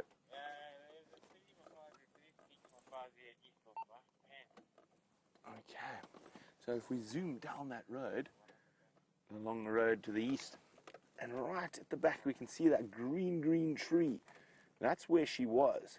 So if she's crossed where they say they saw a leopard crossing earlier, that is about your 8-9 kilometers, and it's unusual for a leopard to walk that far. It could be because she is looking for her own territory. She's just over 2 years old, so she's still nice and young, so she doesn't have a set territory yet.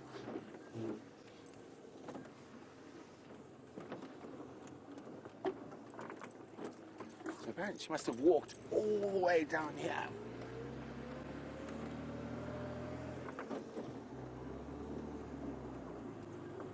So that young female, oh, I keep forgetting her name.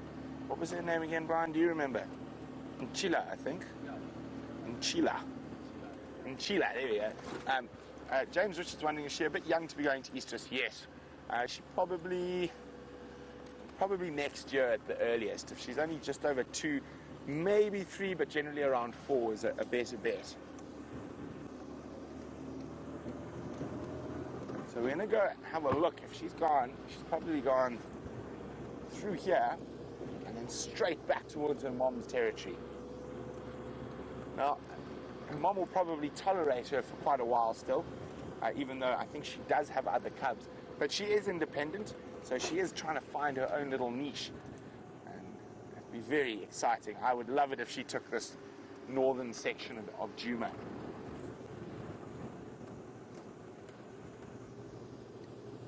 Very pretty young female she was.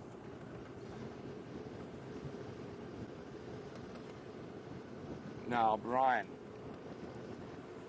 I think we've got another quiz coming, Brian. But I need your help for this quiz, Brian. Okay. So, how long did it take Brian to draw the elephant thumb? How long did it take Brian to draw the elephant thumb? And if you get it right, Brian will be very happy.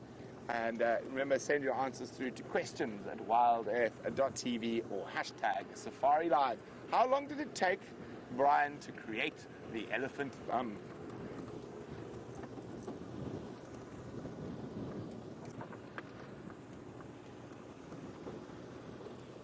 So while we try to figure out what's happening with this young female leopard, let's go back to Jamie, who's with a Birmingham boy.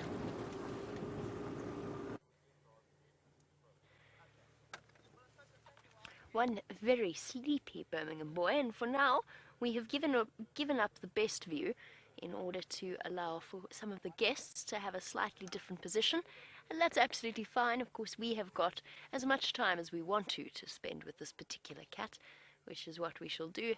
We'll just wait for them to spend some time in the sighting, enjoy a position close to his head, and then when everybody moves off, then we will shuffle in and have a nicer view once again. Those enormous paws of his.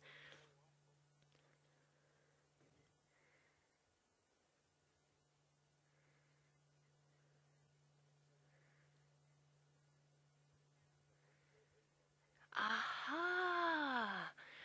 Okay, now we have an answer to the mystery that has been plaguing poor Dispatch and confusing me no end, which is why we've been referring to the lions as fuzzies. I'm having a little bit of a quiet chuckle here entirely valid question. We're not calling them fuzzies on the Game Drive comms, although I'm really, really tempted to start calling them fuzzies on the Game Drive comms now. But what we are saying is the opposite of what I was talking about when I said he is a Madoda or a Manona Ngala. We refer to them as Mafazi, M-A-F-A-Z-I, when we're talking about a female lion. And again, like Madoda, it is actually more like a lion woman, because Mafazi is a woman, a human woman, but it's something that has become incorrectly utilized and over time almost bastardized in terms of the way that we talk on the radio. So my apologies to Dispatch and to all of our other viewers who are convinced that we've been calling the lions fuzzies. Perhaps this is a misconception that some of you have had for a very long time. It is a Mafazi Ngala, and that means the female lions rather than the males. I really like the idea of calling them fuzzies now. Stations, I've got one fuzzy here. Lovely. I think that's a perfect way, and it's pretty descriptive, isn't it? With their manes around their heads.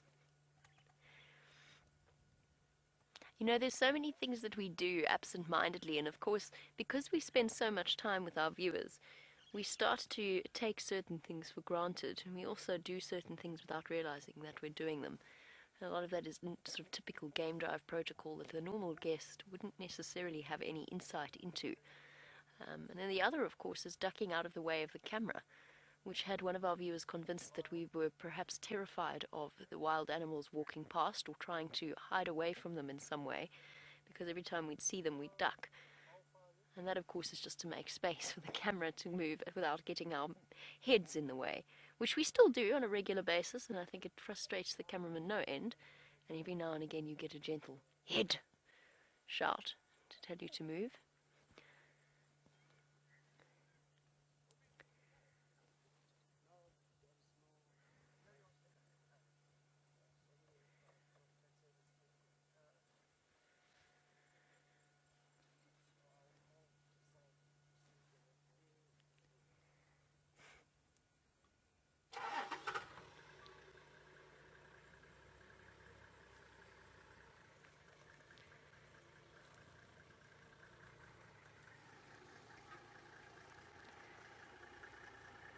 Now, the nice thing about these particular male lions and these winter evenings is that our male lions tend to start to become more active earlier and earlier in the evenings. And hopefully, with the absence of any of his buddies around, he might decide towards the end of the sunset safari to start lifting his head and maybe even giving us one or two earth-shaking roars to contact call to the rest of his coalition. I think that the Nkuhumas are somewhere still on Juma, but they definitely led us on a very merry dance this morning when we set out and about tracking them and trying to figure out exactly where it was that they had gone. Hi guys! Hello everybody! And we've just got Ephraim from Cheetah Plains joining us as well. And we're all having an opportunity to have a look at this lion. I'm going to talk nice and softly, especially because there are other people very close to us, which means that I just have to keep my voice down so as not to disturb their guest experience with this magnificent male. It's important to remember, and it is something I was taught when I was training as a guide, is that no matter how much time you spend with these animals, and fortunately for myself and for the rest of the guides working at Wild Earth, we've never had a major problem with getting bored or taking the animals for granted. But I was taught very early on that you never know where your guests have come from. You don't know what sacrifices they have made to get out on a holiday like this, or whether this has been a lifelong dream of theirs to see a male lion. And never underestimate, no matter how many times we see them, the power that a sighting like this has on people when they first come and visit. And then those massive paws that just yesterday he was using to batter about and fight back. Powerful, powerful weapons, the size of a man's hand, with cracked heels. One of the most incredible structures in a lion. When we were looking at a lion skeleton, there's a full lion skeleton at Voyatella Lodge, a lion that died of natural causes, that's been beautifully put together, all glued together, and I find it absolutely fascinating. One of the most fascinating things is, of course, that their sternum does not attach to their ribs at all, in the same way that ours does. And that in turn actually allows for all kinds of anatomical adaptations. One is the increased lung capacity, because of course the lungs, the ribs can expand further. The other allows for those deep bass roars, because it allows for the passage of a muscle that runs from the diaphragm to the larynx and pulls the larynx down, deepening the sound of those roars. And then, of course, also making space for those enormous meals, because the male lion is capable of eating close to 1/5 of its body weight in a day. An enormous amount of meat. If this chap probably weighs, the Birmingham boys are quite small lions, I would guess at around 200 odd kilograms.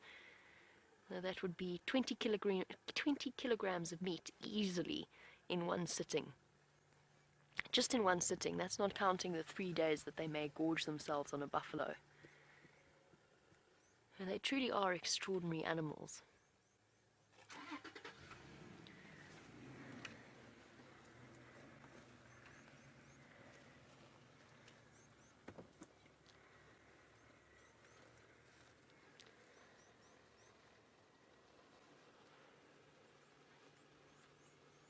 And again, as I said, we will take an opportunity to reposition a little bit later, but first we're going to let the other guests have a chance to sit and enjoy the view of the front of his head.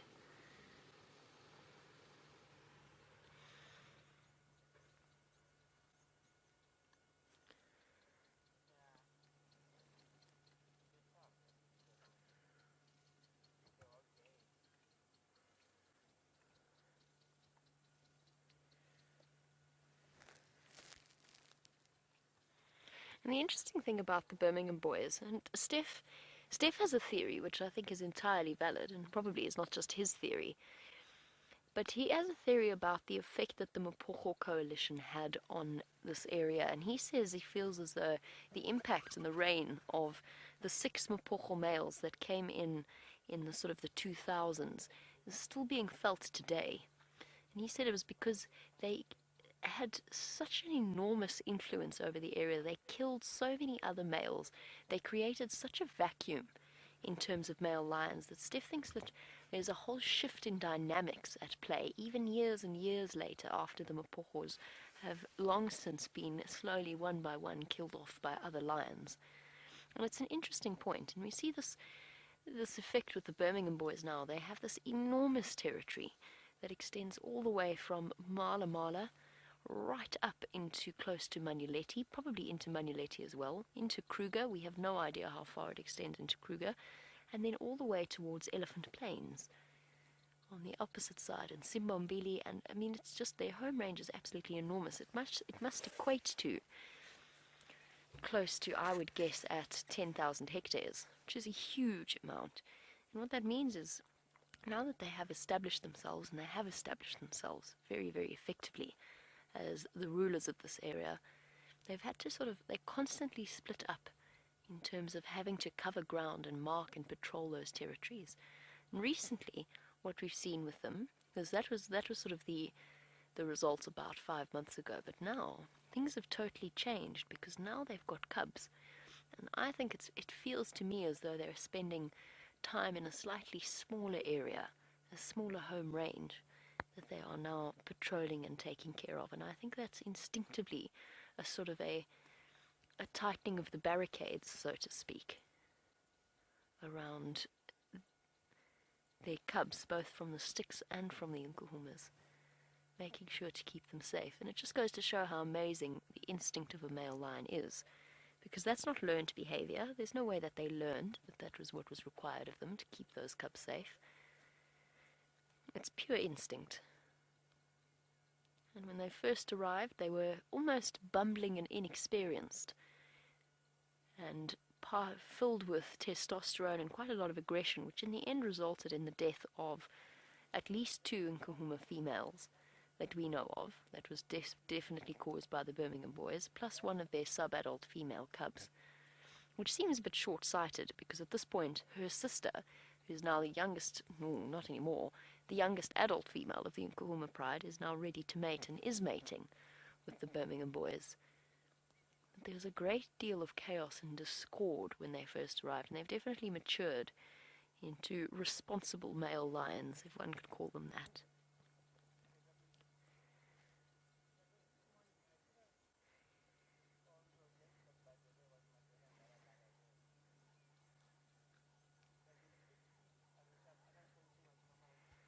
Now, while our lion snoozes away, and while we wait for an opportunity to enjoy a slightly better view, let's jump onto the back with Brent and find out what he's been up to.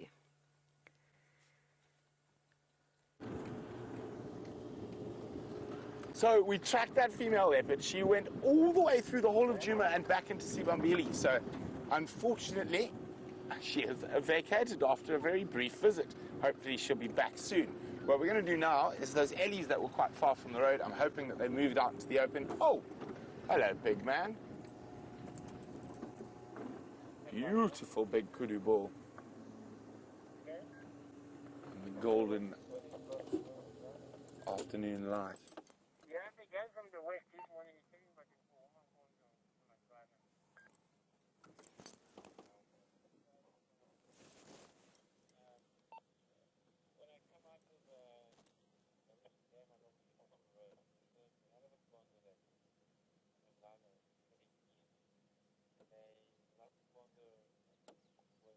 Look at that beautiful big bull ducking under the bushes.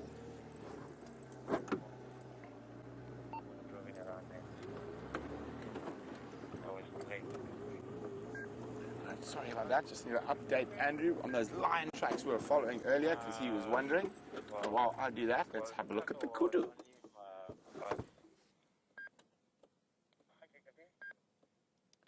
Andrew, yeah, those are the freshest and Gonzo on Gari cut line. They come in at the power lines, straight across quarantine, and then into the Shkova between Hyena and Gari cut line. I've checked Hyena this morning and this afternoon. They haven't come out of that block yet.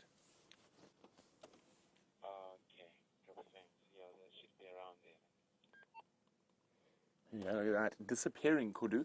Just showing you the tips of his magnificent horns.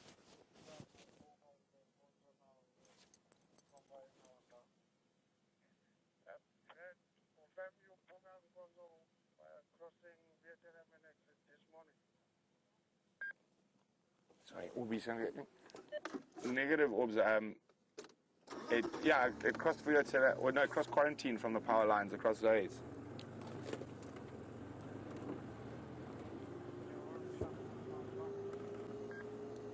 With my pimpans and my fuzz.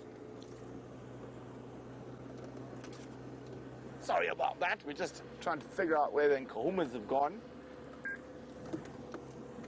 So we're pretty sure they're in that little drainage system where we're unable to get a vehicle in, but it is getting later, so they could start moving. And we're going to hope that while we go try find some elephants to sit for World Elephant Day, that a little bit later, the Nkuhuma lionesses will be out and about and on the prowl with the cubbies.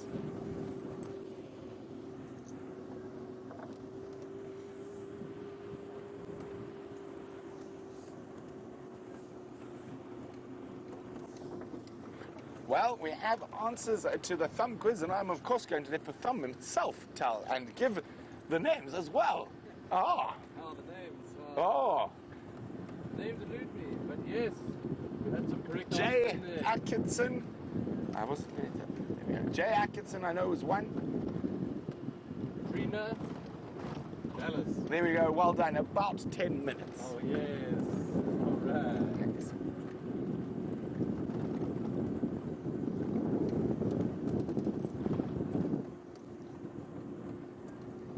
I was hoping those Ellies might have moved this way. Oh, maybe they just haven't moved that far yet. We'll trundle back down towards my house, because they were just below it. Of course, we are very lucky with our elephants here in the Greater Kruger. There are very little pressure from human beings on them, and they're able to live a very natural life out here. But of course, in other parts of Africa, that's not the case. The second largest population of elephant in Africa has absolutely been decimated in the last 15 years, and that's southern Tanzania and northern Mozambique as well. Really major drops from over 100,000 to less than 30. Well, some people say even less than 20 at the moment. Of course, very important to celebrate these animals, and enjoy the sightings we have with them. But we must remember that there are other parts of Africa where elephants are in plight. Quite a lot of the rainforest elephants in certain parts of the DRC, in Cameroon, and Ivory Coast are all under massive pressure.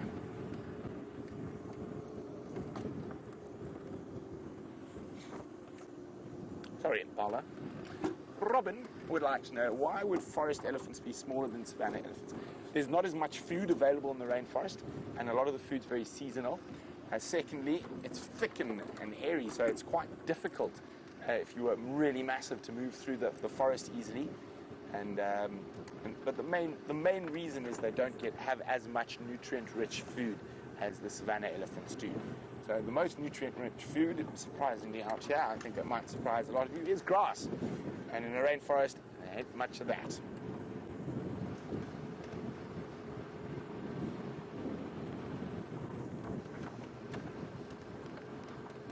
It's also like you will find certain impala are larger in other areas than others. Obviously, they've been separated for so long that there has been some sort of obvious physical adaptations, like the downward-facing trunks. And I've actually got a few pictures of forest elephants and all sorts to show you a little later on the safari. When it's a bit darker, we can see nicely. But very, very interesting that there are different species, but they're not, because they can breed and produce viable offspring. So it is just, it fascinates me. And I've been lucky enough to spend an incredible amount of time with both species. I've even had a mild disagreement with a forest elephant that I lost dismally. That was a long time ago. Again, everywhere. Cheers, guys.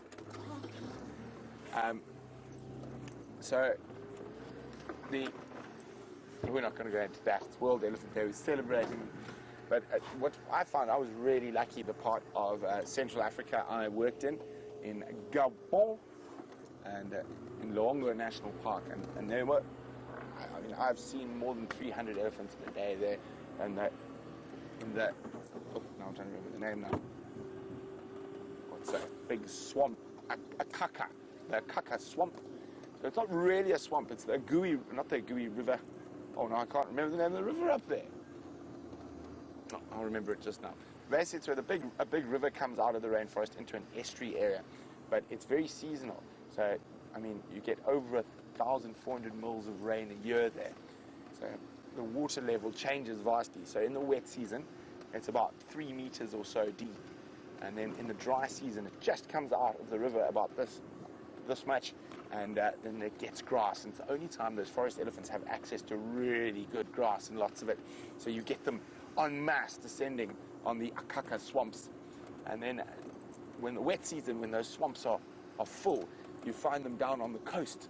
And it's incredible. You get to see elephants on a beach. Isn't that just amazing?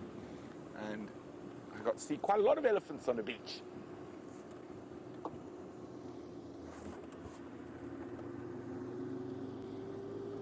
Where are those elephants? Have they moved past the house yet? Hopefully they haven't gone into the garden. Sometimes they do that. Naughty elephants. Now with the drought, that's why we're getting them in the gardens and that, if you leave the gates open, because there's just so little food out there. Now I'm sure a lot of you start wondering, why don't we provide some food or water to the elephants in this trying time? Well, we're in a natural...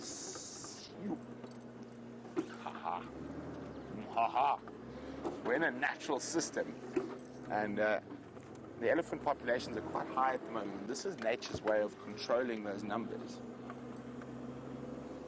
But there's an elephant. There's the elephants. And he's decided to go to the bush braai. Of course, he will not be eating. He'll probably be eating some roast veggies, what do you think? Or imagining roast veggies at least.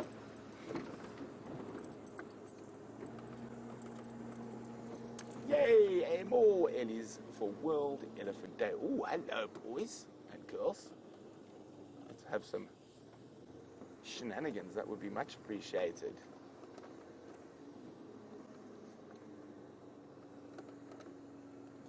So there's a bull on the left and a cow on the right. And the cow is not too impressed with the young boy by the looks of things. I wish we could hear what they were saying. Now, you young man, you better behave yourself. I've had enough of your nonsense today. You're too young to be old and too old to be young. Start behaving like a big boy. Now, he's too young to possibly try and mate, and looks like she's lactating, so she does have a calf if I look at her teats. I think she was just giving him a talking to. Hey, mister. Probably mid-20s. Oh, does he look like he's got a bit of naughtiness in his step, Brian? I think so. Oh, she's going to get upset with you, mister.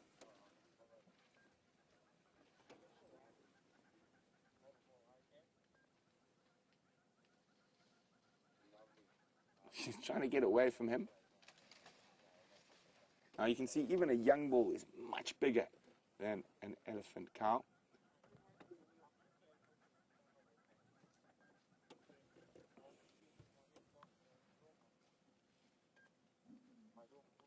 There's poor impala that are just, oh, there we go.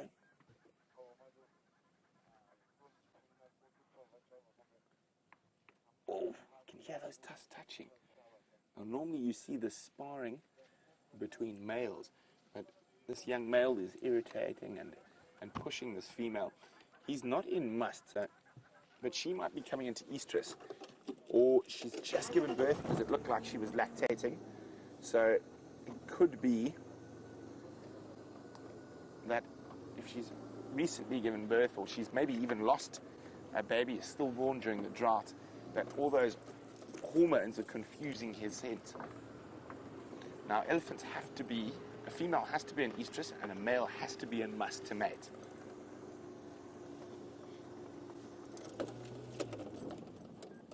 Oh, it looks like they've stopped for a snack.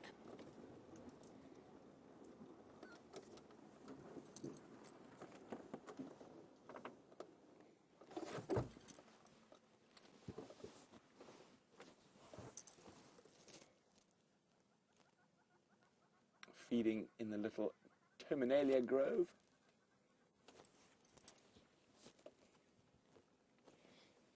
Oh, we're being stalked, Brian, by a young bull.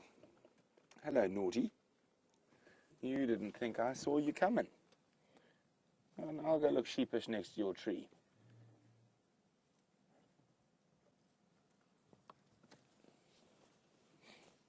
So these young boys are wonderful. Valeria says she'd love to see Benjamin Button. Benjamin Button's a lovely little chap who looks very old, even though he's a little baby.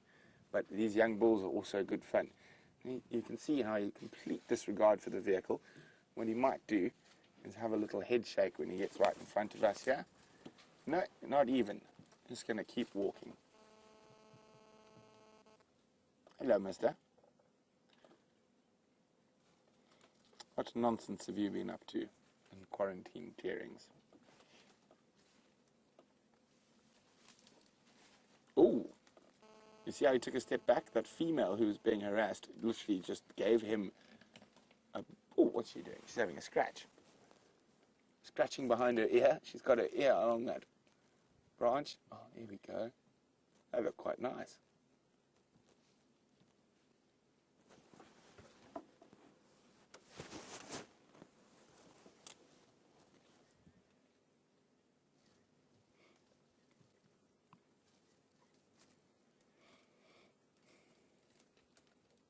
Miss Lynn in North Carolina is wondering, do we have insurance in case Ellies damage our property?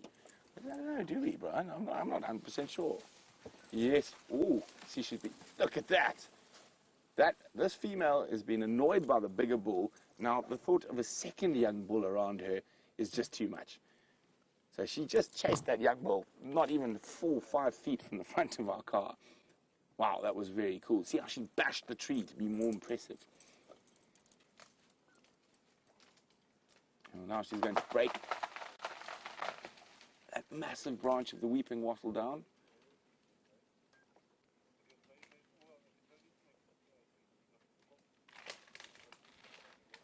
Hungry, Ellie.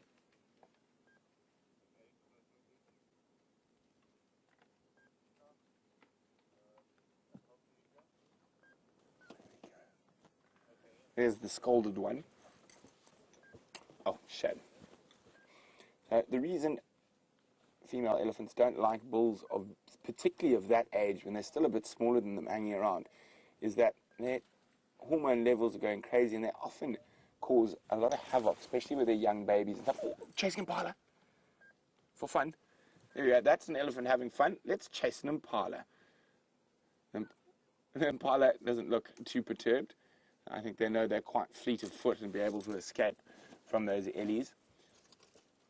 Now, quite often what will happen now is the elephant will pretend to feed and then turn around and charge again, but it doesn't look like it this time.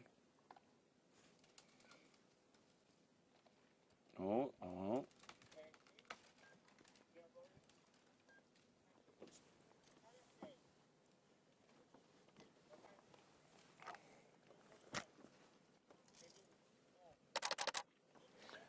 Now, Tasha's wondering, at what age do the bulls begin to mate?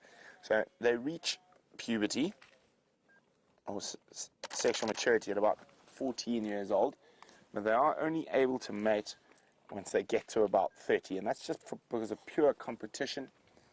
The bigger bulls will not let the younger bulls mate till about that age, so only when they're over 30 are they big enough and strong enough to compete for females. Oh, I think we might see the next big branch. There we go. Watch this.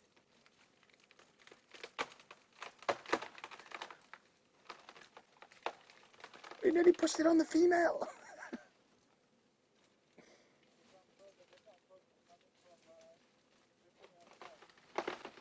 Oh, it's going to land on the female's head. Yes. Oh, just missed. Incredibly powerful animals. So Shantam's wondering, do they just mate once or multiple times? It depends, Shantam. Sometimes just once, but the female normally mate with multiple bulls. But I have seen a male mate with the same female multiple times as well.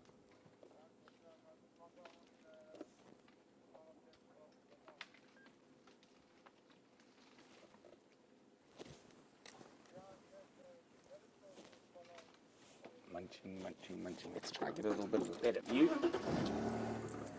Oh, keep an eye on that little one at the back there, Brian. I think it looked like it was stalking impala again. Oh, look at that. Elephants in beautiful golden light. And our shadow. Now, of course, it is very fitting that we sit here and spend time with elephants on World Elephant Day. Now, another World Elephant Day quiz for everyone out there. How much dung can an elephant bull produce in a day? How much dung can an elephant bull produce in a day? We see how much they can eat, so obviously there have to be quite a lot of leavings. If you know that answer, send your answers through to questions@wildearth.tv or use the hashtag SafariLive on Twitter. How much dung can an elephant produce in a day?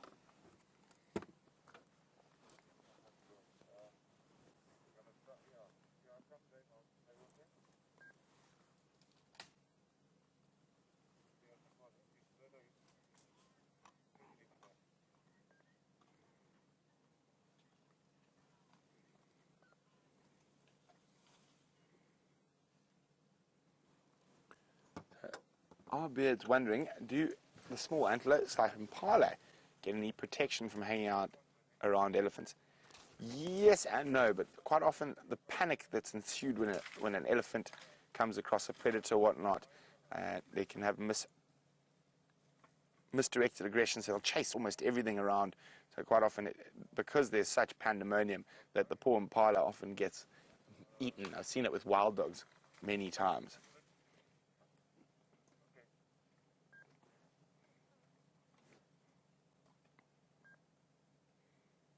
Isn't that just lovely light, Brian?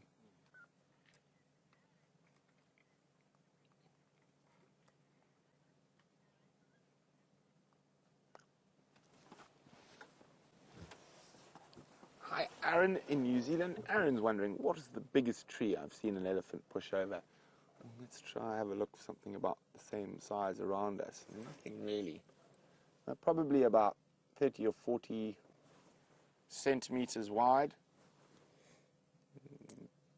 10 or 15 meters high. So about as high as that tree in front of the elephant bull. Actually, no, quite a bit higher than that tree, but about probably double or triple the circumference. So now what's happened is that big bull, or the bigger bull, and that cow have pulled down that weeping wattle, and now one of the smaller ones, it wouldn't have been able to reach that. The leaves has made its way here to come enjoy the fruits of others' labor.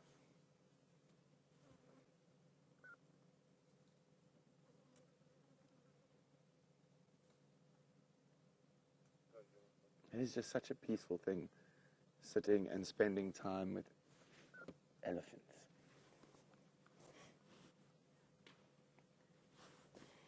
No, I've got our first answer in.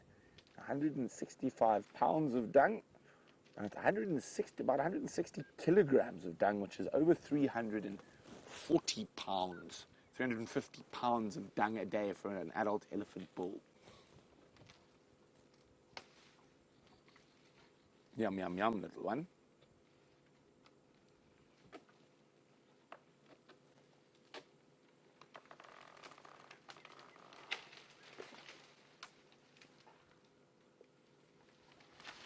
Oh, there you go. He's taking the whole branch with him.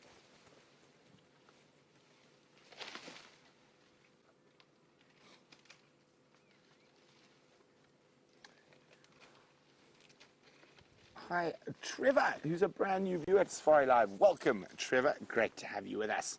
Trevor would like to know, can people actually ride elephants, or is that just in the movies? It is possible, Trevor, but unfortunately, to get an elephant tame enough for a human being to ride it, you have to treat them very badly. So you have to make that massive animal petrified of you. So it's not a good thing to ride elephants. The ways to train an elephant involve very cruel methods from a young age. Mahout sticks, sharpened sticks that they stab under their feet or into their toes, or hooks that they hook behind their ears, and so it's not very nice. Elephants are best left doing exactly what these ones are doing, munching away and completely wild.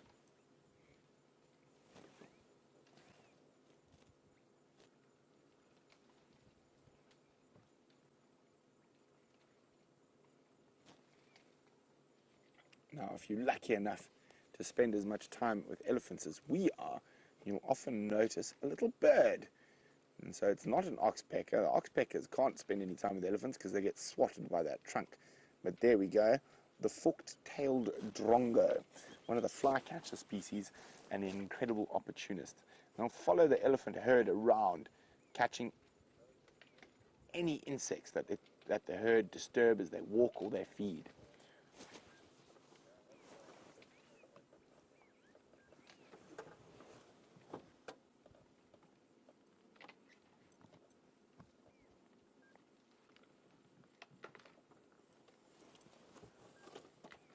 You can see he's going to twist that branch in his mouth to remove the bark where the nutrients lie.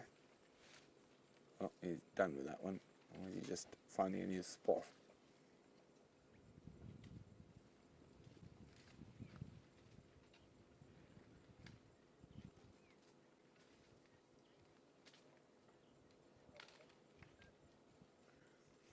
Hi, Liz. Liz is wondering whether gardeners in Africa have ever used elephant dung as fertilizer. Yes, they have, including my mother.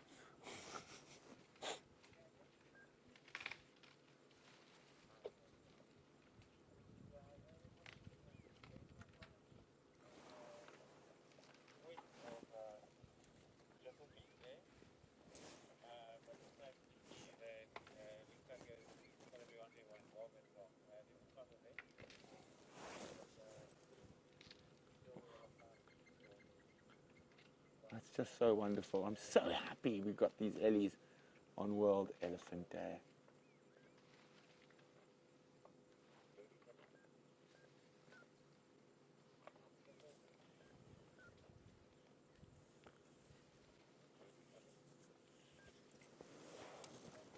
So Kawai's wondering, do wild elephants eat peanuts? In some parts of Africa where they raid peanut farmers, and the peanut farmers don't like elephants very much, but they would if they found them, but there are no indigenous growing peanuts in this area. And here comes a little an even smaller one, about 2 years. Oh, she might break, she's going to break the branch again. There we go.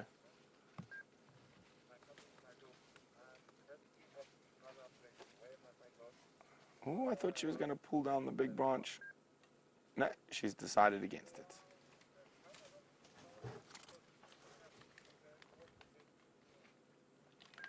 Oh, here we go. Maybe it's a bit too... Oh, it shouldn't be too big for her. Oh, here comes trouble. Hello, little monster.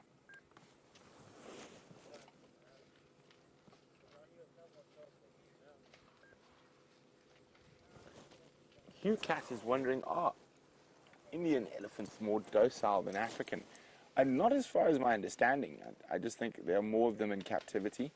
But I wouldn't say they're more docile. They are smaller, though. Oh, look at that power.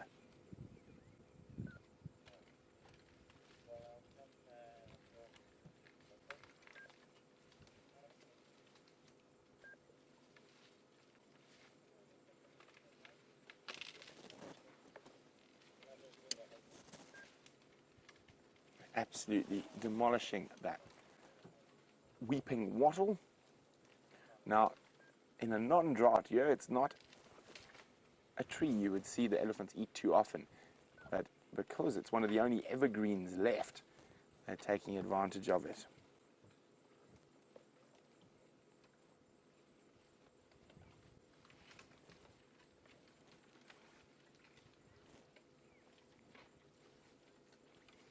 Now, we're going to keep sitting with our elephants for World Elephant Day, but let's go see how Jamie's faring with the big male lion.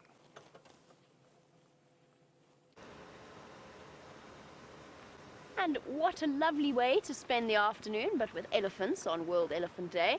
I've gone in completely the wrong direction, so bear with me. Sorry, everybody. We have left the lion for now. There are lots and lots of people that would like to come and see him. And now we have to toss up between whether or not we try and get back towards Tingana. It sounds as though he hasn't left his spot right up in the tree. Or if we return to the male lion and see what he's up to throughout, or as evening starts to draw in.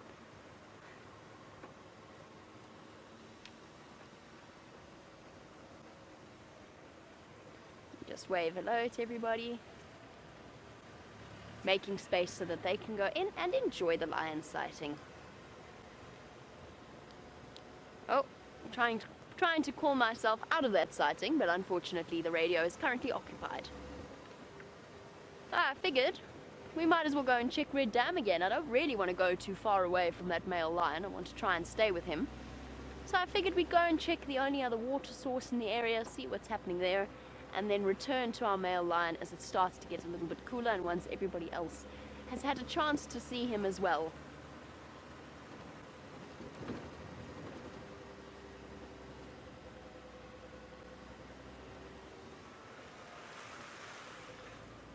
And speaking, of course, of water, and the question that immediately jumps to everybody's mind, we've got lion tracks there.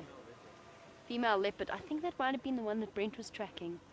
Sorry, VM's just picked up on female leopard tracks. Let's just go and double check. And then we'll come back to the question that we have on the subject of the drought.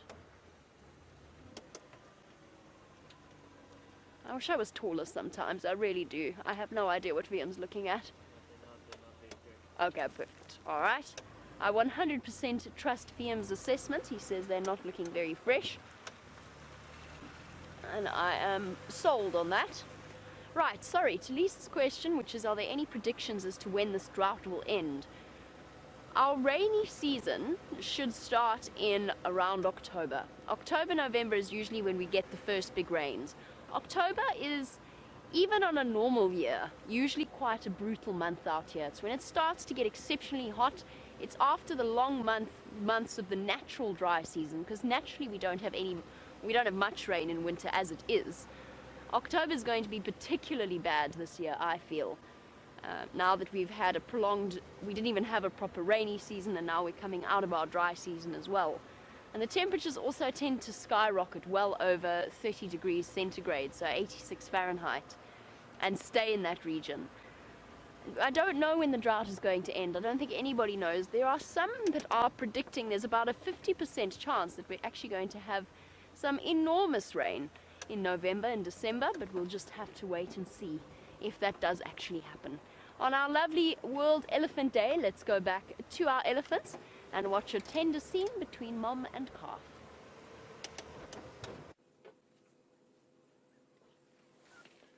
Look at that. So that's that big female who was chasing, or being chased by a male and then chased off the other young male. And you can see, I said it looked like she was still lactating, and she is. So that tiny littly belongs to her. Well, not so tiny, probably 2.5 years old or so, having a good drink.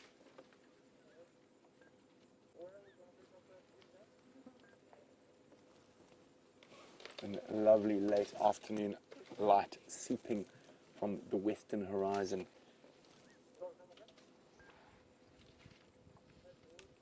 Now, mom's moving off with baby in tow. Oh, she's found something on the way. A little snack. What is she feeding on there? Looks like an acacia.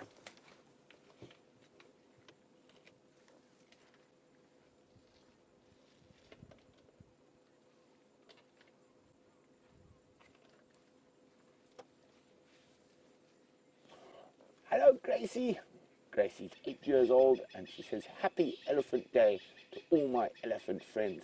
Well, I'm sure they're wishing you a happy day, Gracie. We know how happy elephants make you. So I'm so excited to share these elephants with you. And Gracie's also wondering, is there Hippo Day? And it's on February the 8th.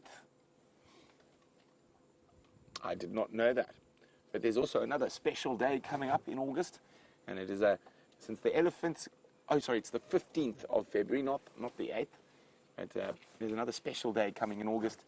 And since the elephant's got a day, the lion's got a day, and the hippo even gets a day. And we've decided that the killer bees need a day, and we've decided the date is the 28th of August, which also happens to be International Bow Tie Day. So the killer bees will be in bow ties, causing all sorts of shenanigans with the letter B on the killer bee day. Hello, mister. You're going to come have a look at us? What you might do is move that dead branch to get to some of the grass that might be hiding underneath it. Or you can just sneak his trunk through. No. Okay. Here we go. See, he's moving the dead branch. There's some grass that's managed to survive out of the other animal's reach under the dead thorny branch. But thorns mean nothing to an elephant.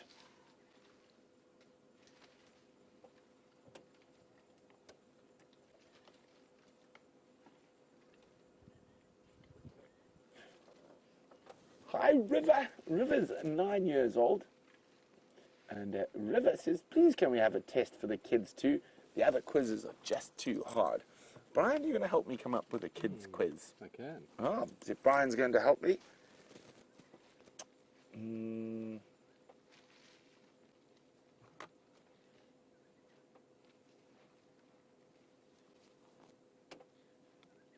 I know. Should we do a... Oh, here we go.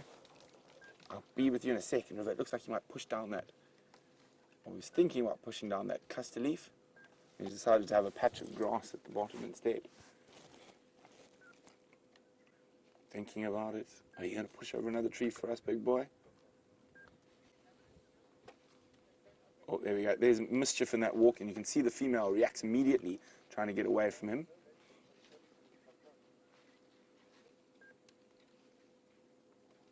She's trying to move away slowly without him noticing her disappearing.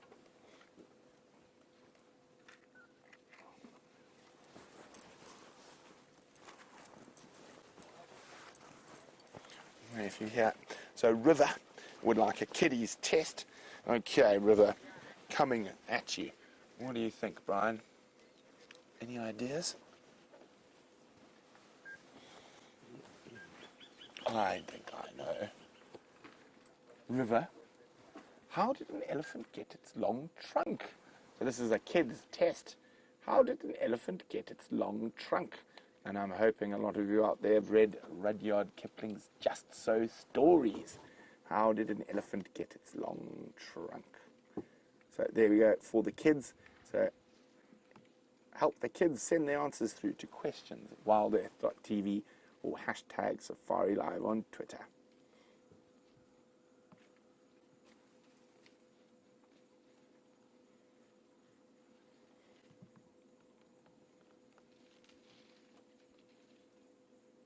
You can see the pink hue in the sky. The sun has actually disappeared behind our western horizon, and the temperature dropped so suddenly. It's quite chilly all of a sudden. And we are feeling happy and fuzzy and warm inside, spending time with our favorite elephantine friends on World Elephant Day.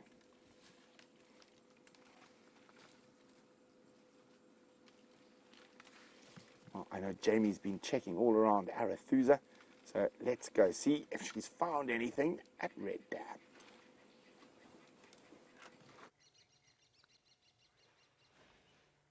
It's safe to say not much has changed at Red Dam.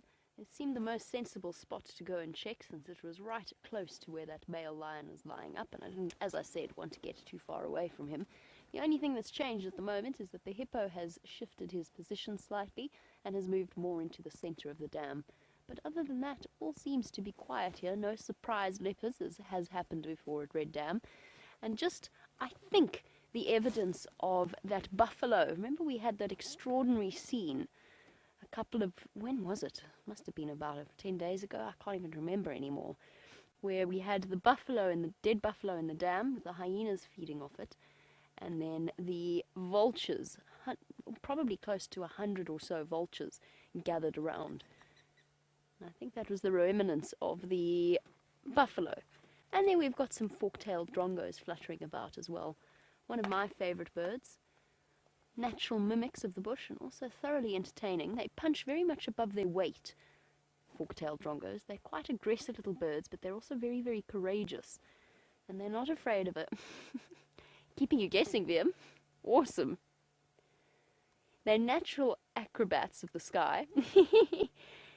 What's there that you want? Okay, moving off now. They are the natural acrobats of the sky. Which means they keep our cameramen on their toes. And at the same time, they also know that they can tackle bigger birds. Things like raptors or birds of prey. I mean, look at this one, ducking and diving. I wonder what he's after. He or she. Putting on an amazing display for us. Thought perhaps it was trying to catch some insects, perhaps mosquitoes, hovering above the surface of the water. I do remember the last time Liam and myself were sitting here at Red Dam and the mosquitoes were starting to gather, so perhaps that's what it's after. And as it starts to heat up, the mosquito larvae are growing bigger and bigger and increasing at a rate of knots, and we're seeing more mosquitoes now as we start to get into warmer temperatures. And I think that might be what our fork-tailed drongo is doing. So we can't see what he's after, but there's clearly something because that drongo is going fluttering up and down. I've just got an update on Tingana. He's now moved off the tree and is lying at the base of the tree, which means that for us, unfortunately, even if we were to go back there, we probably wouldn't be able to see terribly much of him. So I'm going to keep listening to the game drive comms, and if he does decide to move closer onto Arethusa, perhaps come and have a drink, then I'll be one of the first to know and we'll come straight back to this area. But for now, we're going to slowly trundle back towards that male lion. The sun has set and things are starting to calm down. My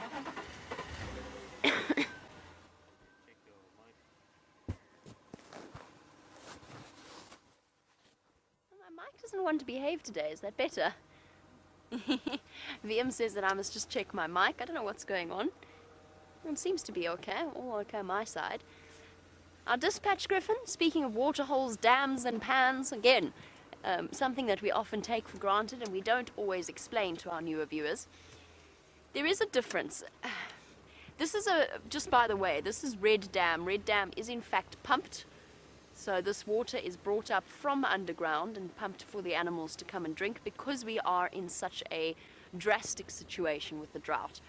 A pan is made, it's a difficult one because it can be man-made as well, but a pan is generally smaller than a dam and a lot of the time is a natural thing. So Brent was showing you a mud wallow at the start of the Sunset Safari, and what often happens is warthogs rub themselves in the mud, then buffalo come along and make it bigger, and rhino and elephant make it even bigger.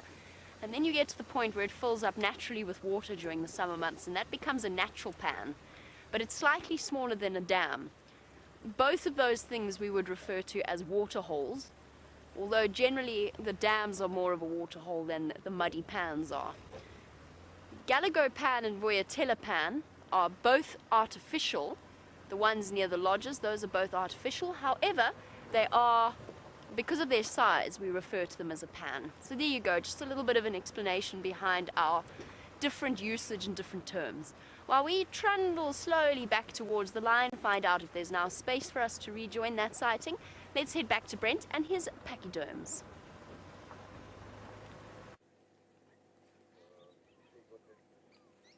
So we're still sitting with these wonderful elephants, just enjoying a peaceful moment.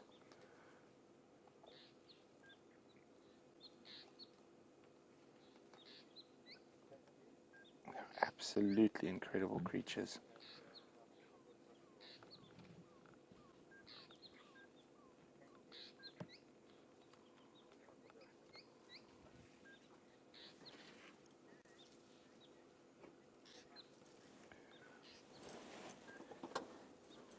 Well done to Hannah, who's 9 years old. And in South Africa, Hannah has got the kids' quiz correct. It is indeed a crocodile. Pulled his nose long. So an elephant used to have a short nose. And one day on the banks of the great... Can you remember the rhyme, Brian?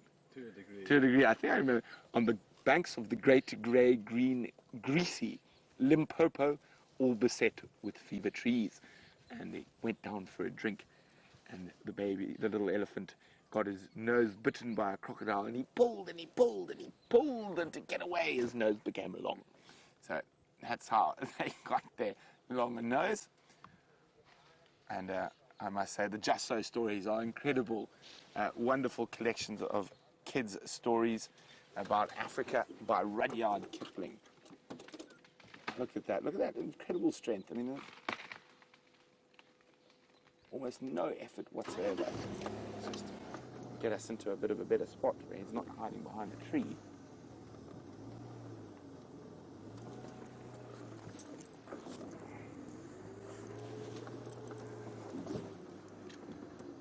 How's that, Brian?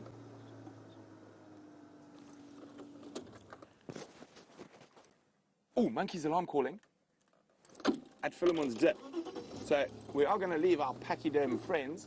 I think it could be Queen Karula in that area.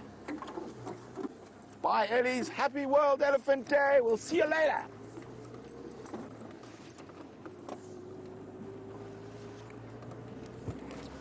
So monkeys are one of the best ways to find cats. If they're shouting, it means they've definitely spotted something. Be careful, Impala. Karula could be on her way. Standing by. What do you think it is, Brian? What could it be? Guys, I'm hoping it's Krula, but of You're course welcome. it could be any Yeah, other okay, leopard. guys. And we're having all these females Yeah. popping up. It could be not Tingana, because we know where he is. So we're going to race down here, and we're going to just stop as we get down there to listen, or see if we can spot those monkeys and see where they're looking. Yeah, I'm ready. Okay. It sounded like a round weaver's nest somewhere. There could be another male lion. It could be the Nkahoma ladies on the hunt. But it's almost certainly a big cat. I'm having a shut down here. Yeah, yours is place. Okay, so you're There they are. Where they're looking. Top of the tree.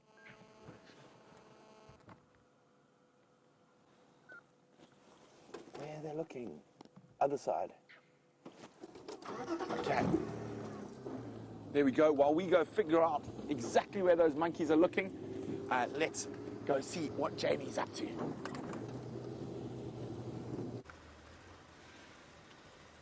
While Brent races off to see what those monkeys have spotted, we have arrived at our male lion, and I'm very glad that we arrived when we did arrive, because it seems as though he's been left all alone. And it's a good thing that he hasn't moved away, because he would have proven to be, or he might have proved to be, relatively difficult to find once again. But here he is, still lying up, looking thoroughly peaceful. What are you planning this evening, mister? Let's stop here for a slightly different view of his face. What are your plans for the evening? So far, I don't think that he's moved terribly much. Standard lion behavior on an afternoon like this afternoon. And just look at those scars all over his face. I'm just going to take my earpiece out for one moment. I thought I heard alarm calls. I'm just going to double check. I'm not sure where Brent's following up on those alarm calls. So I'm just going to listen.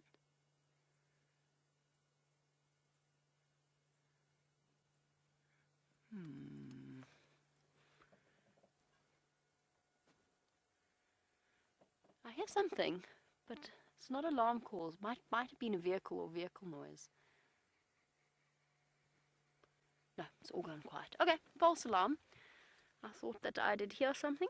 Pop my earpiece back in so that I can hear all of your wonderful questions. We were in the process, or I was busy talking about how beautifully battle-scarred he is. And I always think it makes the male lion look so incredibly interesting. There are stories behind every scar and every cut.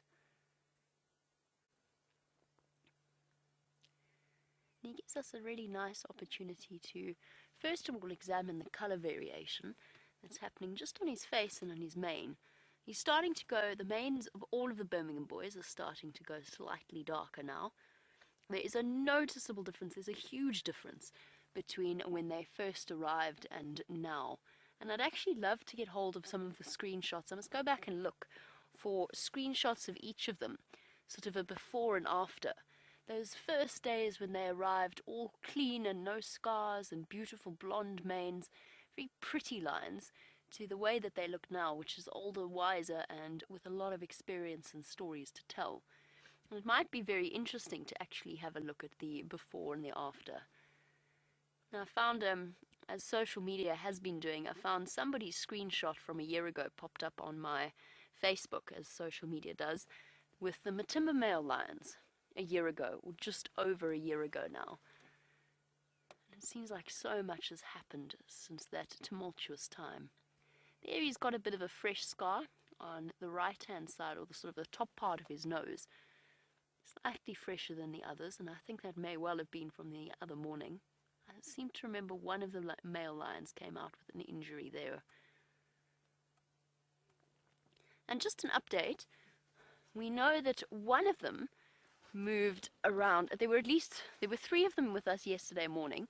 One of them is now here. The other is on Mala Cheetah Plains boundary, so around there. And then there's some more separated somewhere off on either on Djuma or on Buffelshoek. So they are really incredibly spread out. He is basically on the western fringes of their territory. The other is all the way on the eastern fringes. and then the other two somewhere in between.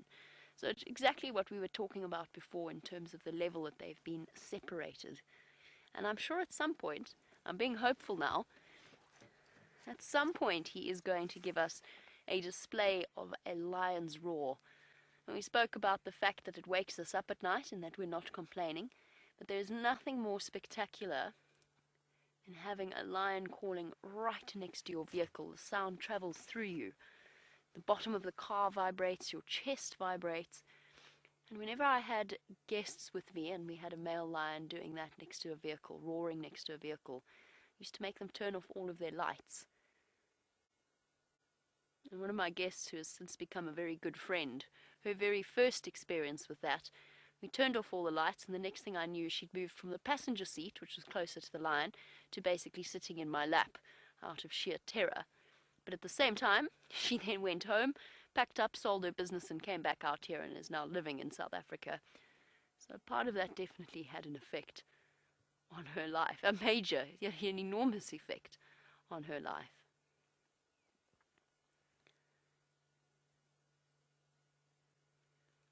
And something else that we can talk about just while we've got this close view of his face, which is aging male lions, or aging lions.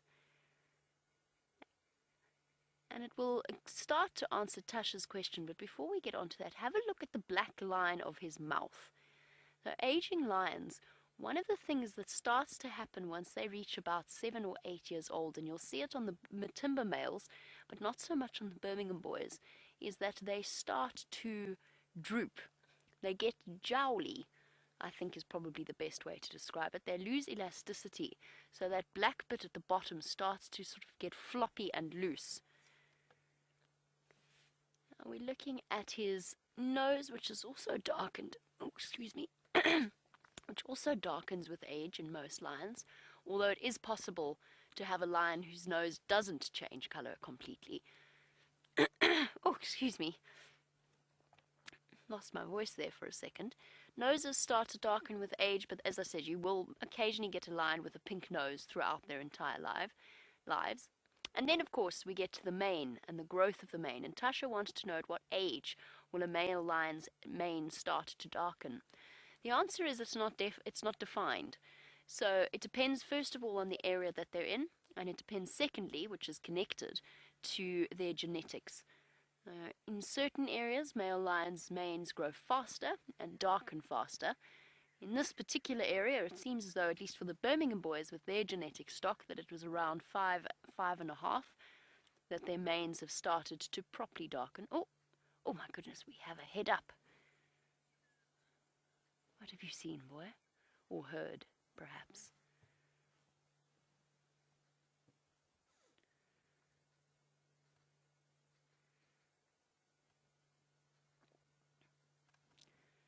Something has attracted his attention. Can I give it 1 second and then reposition? Just want to see what he's looking at.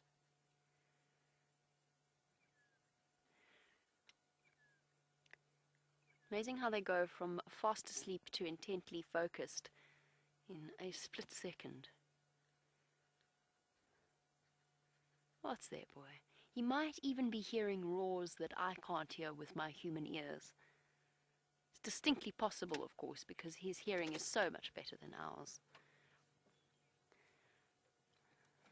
And it's starting to get a bit darker and a bit cooler. Hopefully he will decide to start to move. Oh, we've got a very good sign. We've got a yawn. Now generally, when lions start to yawn, okay, we're going this way, are we? Fair enough. When lions start to yawn and lick their feet, it often is an indicator that they're about to move. And he's giving us a perfect demonstration now by moving. He might just be getting up to relieve himself, but let's just check. Let's just make sure.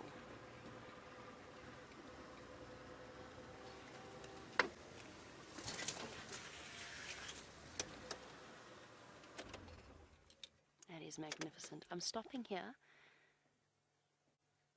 just to let him decide where he's going to go.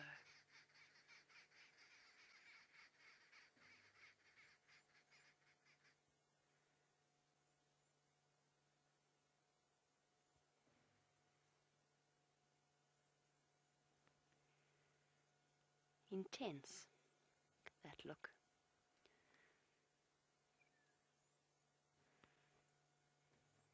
Wow, that was a very intense look. Huh. And that is that.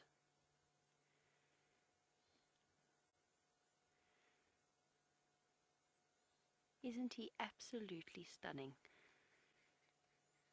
He's very intimidating at this level because he's sort of eye level with us, which makes him, particularly since we are straight in his eye line, that stare is truly impressive. And he's not giving me looking down on the ground. And as much time as we get to spend with them, every now and again they give us a very, well, they just give us a reminder of how truly powerful they are and how wild they really are. And that look was one such example, staring straight into my eyes. And eye contact is important with animals. There's a lot of things that are passed by the, a lot of messages that are passed through the eyes. And for animals that rely purely on visual communication, they can't speak to each other, it plays a very, very important role, which is why you find yourself, if you're ever standing down a lion charge, which hopefully you never will have to do, eye contact is essential. But it's an incredible feeling when they're staring right into your eyes. There is an intensity about that that I cannot begin to describe.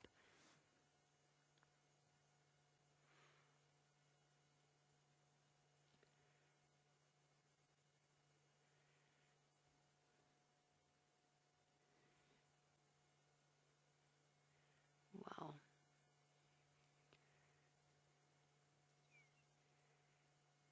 How is that?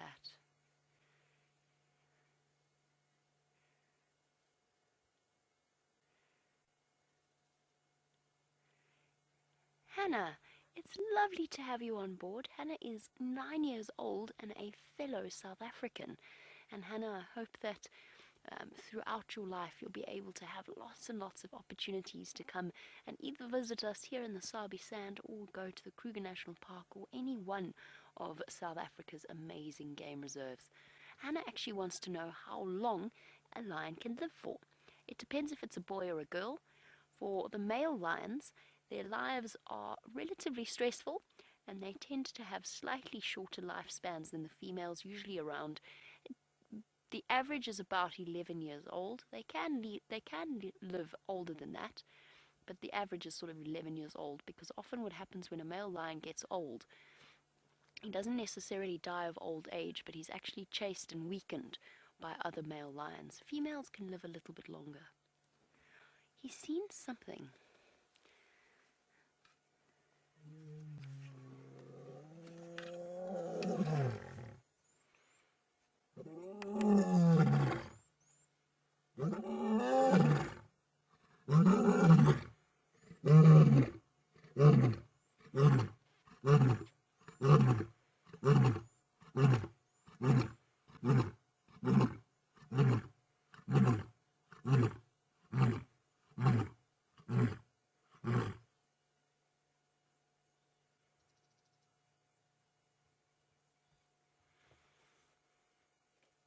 Awesome.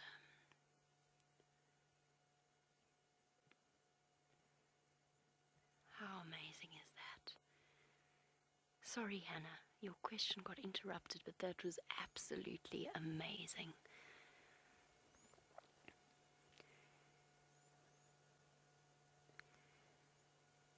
Beautiful. Hannah? And then the females, sorry, to get back to, we'll talk about the lion roaring in a moment, but let me just finish Hannah's question. The females can live up to 14 or 15, even up to 16 years old, but that's very old for a wild lion. Well, most lions, of course, in captivity will live a little bit longer, but our wild lions have tough lives that they lead. I'm going to reposition. And I'm actually going to go just a little bit around so that we can get a nice view fully of him, and also so that less, I don't know, he's just giving me, his tail's not thrashing, just the way that he's looking at us suggests to me that he would prefer it if we just repositioned ever so slightly. He might even give us another roar, so I'm going to do it quickly, but while we do, let's go over to Brent quickly. So we were close to where those monkeys were alarming, and we got here really quickly, but it's just this really difficult time of the day to spot something. And we're searching around here. It's too light for a spotlight, too dark for good normal vision. And the monkeys are generally looking in this direction, so we're going to keep going up Rebecca's rod. And sometimes the monkeys can see them from hundreds of meters away. I haven't seen any tracks yet either. I'm really sure it must have been a leopard in the area, more than likely Karula. Gives us something to look for on the sunrise safari. Unless we find it in the next few minutes. But I think since it's World Elephant Day, it's time to show you some incredible things. So I went and did a little snoop around. Well, yeah, this is just more fun than anything else. So look at that. That's me filming forest elephants in Gabon in a swamp. There we go. And one last picture before we head back to that line. I wanted to show you the largest elephant tusks ever recorded, and they were from Tanzania. But there we go, look at that. So over 10 feet long, weighing 250 pounds, this one, and about 240 the other one. There we go. Amazing animals, elephants. But speaking of other amazing animals, and from Brian and myself on Elephant Day, let's go back to a male lion on the move.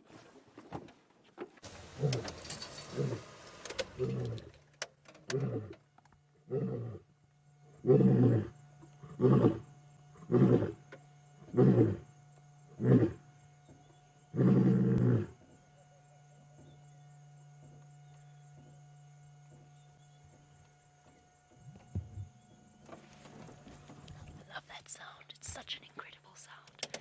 Let's stay with him for the last few moments of the sunset safari. We'll stick with him. Oh, thorns.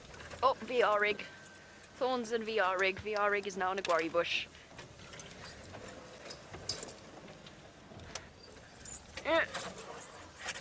Thorns, guarri bush. Thorns, guarri bush. There we go. Now, there's nothing like the feeling of a male lion roaring right next to one's vehicle, as I said before, and I'm so glad that he decided to give you that demonstration before it got too late and we finished off with our sunset safari. This, of course, is why throughout the year we change the times of our safaris to match the sunrise and the sunsets, because it's the best time to view these incredible animals when they're at their most active.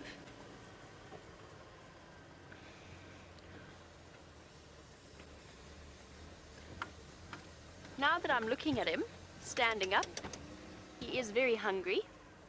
He hasn't eaten in a while.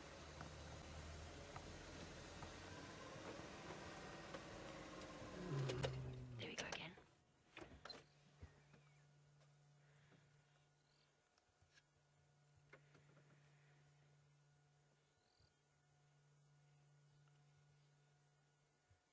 Come on, boy. One more. Contact call.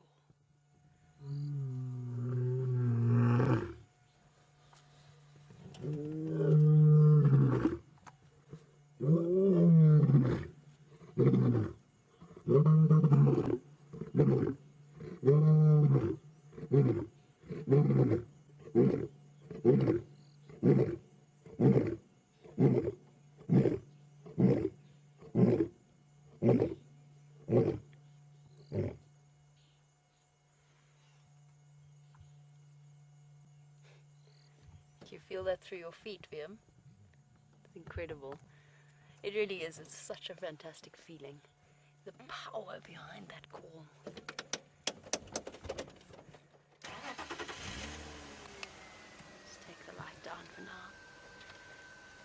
absolutely. I have this memory of the Birmingham boys when they first arrived here, all 5 of them, calling around the Mahindra. I took some of the staff out to go and see them after we finished one of our sunset safaris, and we all went to go see the male lions, and all 5 of them on quarantine started roaring together. And I must say, it's one of the most spectacular experiences I've had out here in the bush.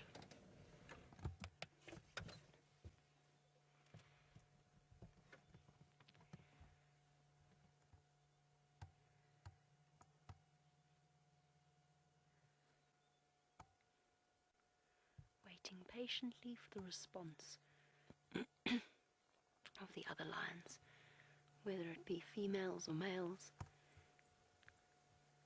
And those first few soft calls were contact calls before the full-bodied roar came out. It's almost like a warm-up session before releasing the real thing.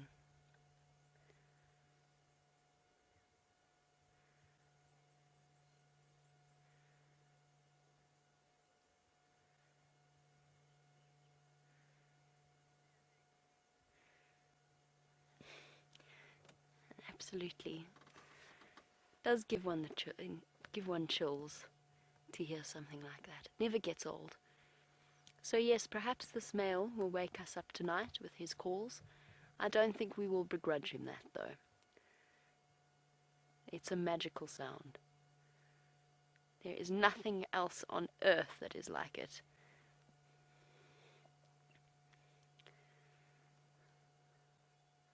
And whilst today is World Elephant Day and we've had some amazing moments spent with Brent and those elephants, our male lion giving us not a reminder, I don't think any of us need a reminder, but certainly just a little insight into just how special all of the animals are out here in South Africa and within Africa. The wildlife is simply outstanding, and that applies across the globe. But for us, our passion is here in the African bush. To spend it with a male lion for the last few moments is truly special. Come on, boy. Got 2 minutes. 2 minutes to give us one more call. Come on. You can see the focus that he's looking off into the distance, waiting to hear back. That was the sort of human equivalent of a missed call. Now he's waiting for somebody to answer him.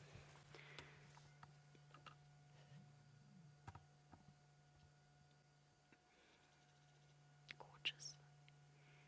Absolutely gorgeous.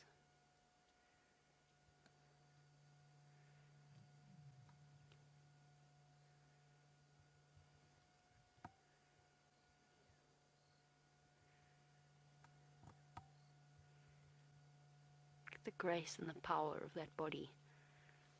You can see how hungry he is, the flap of skin. Tonight he will be hunting, or looking for the females to steal food from. One more roar. He's been spotted already by some kudu.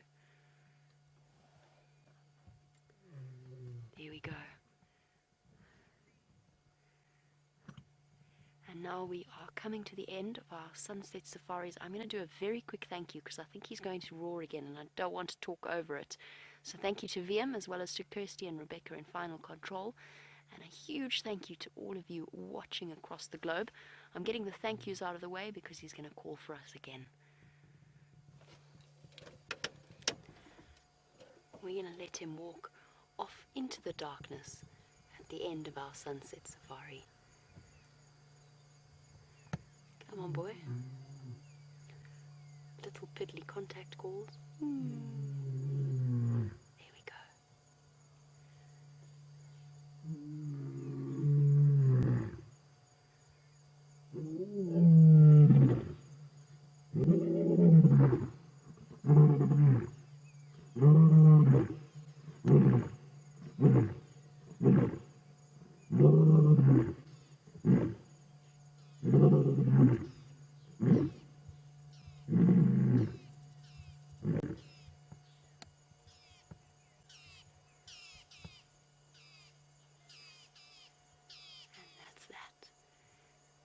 An end of another stunning sunset safari.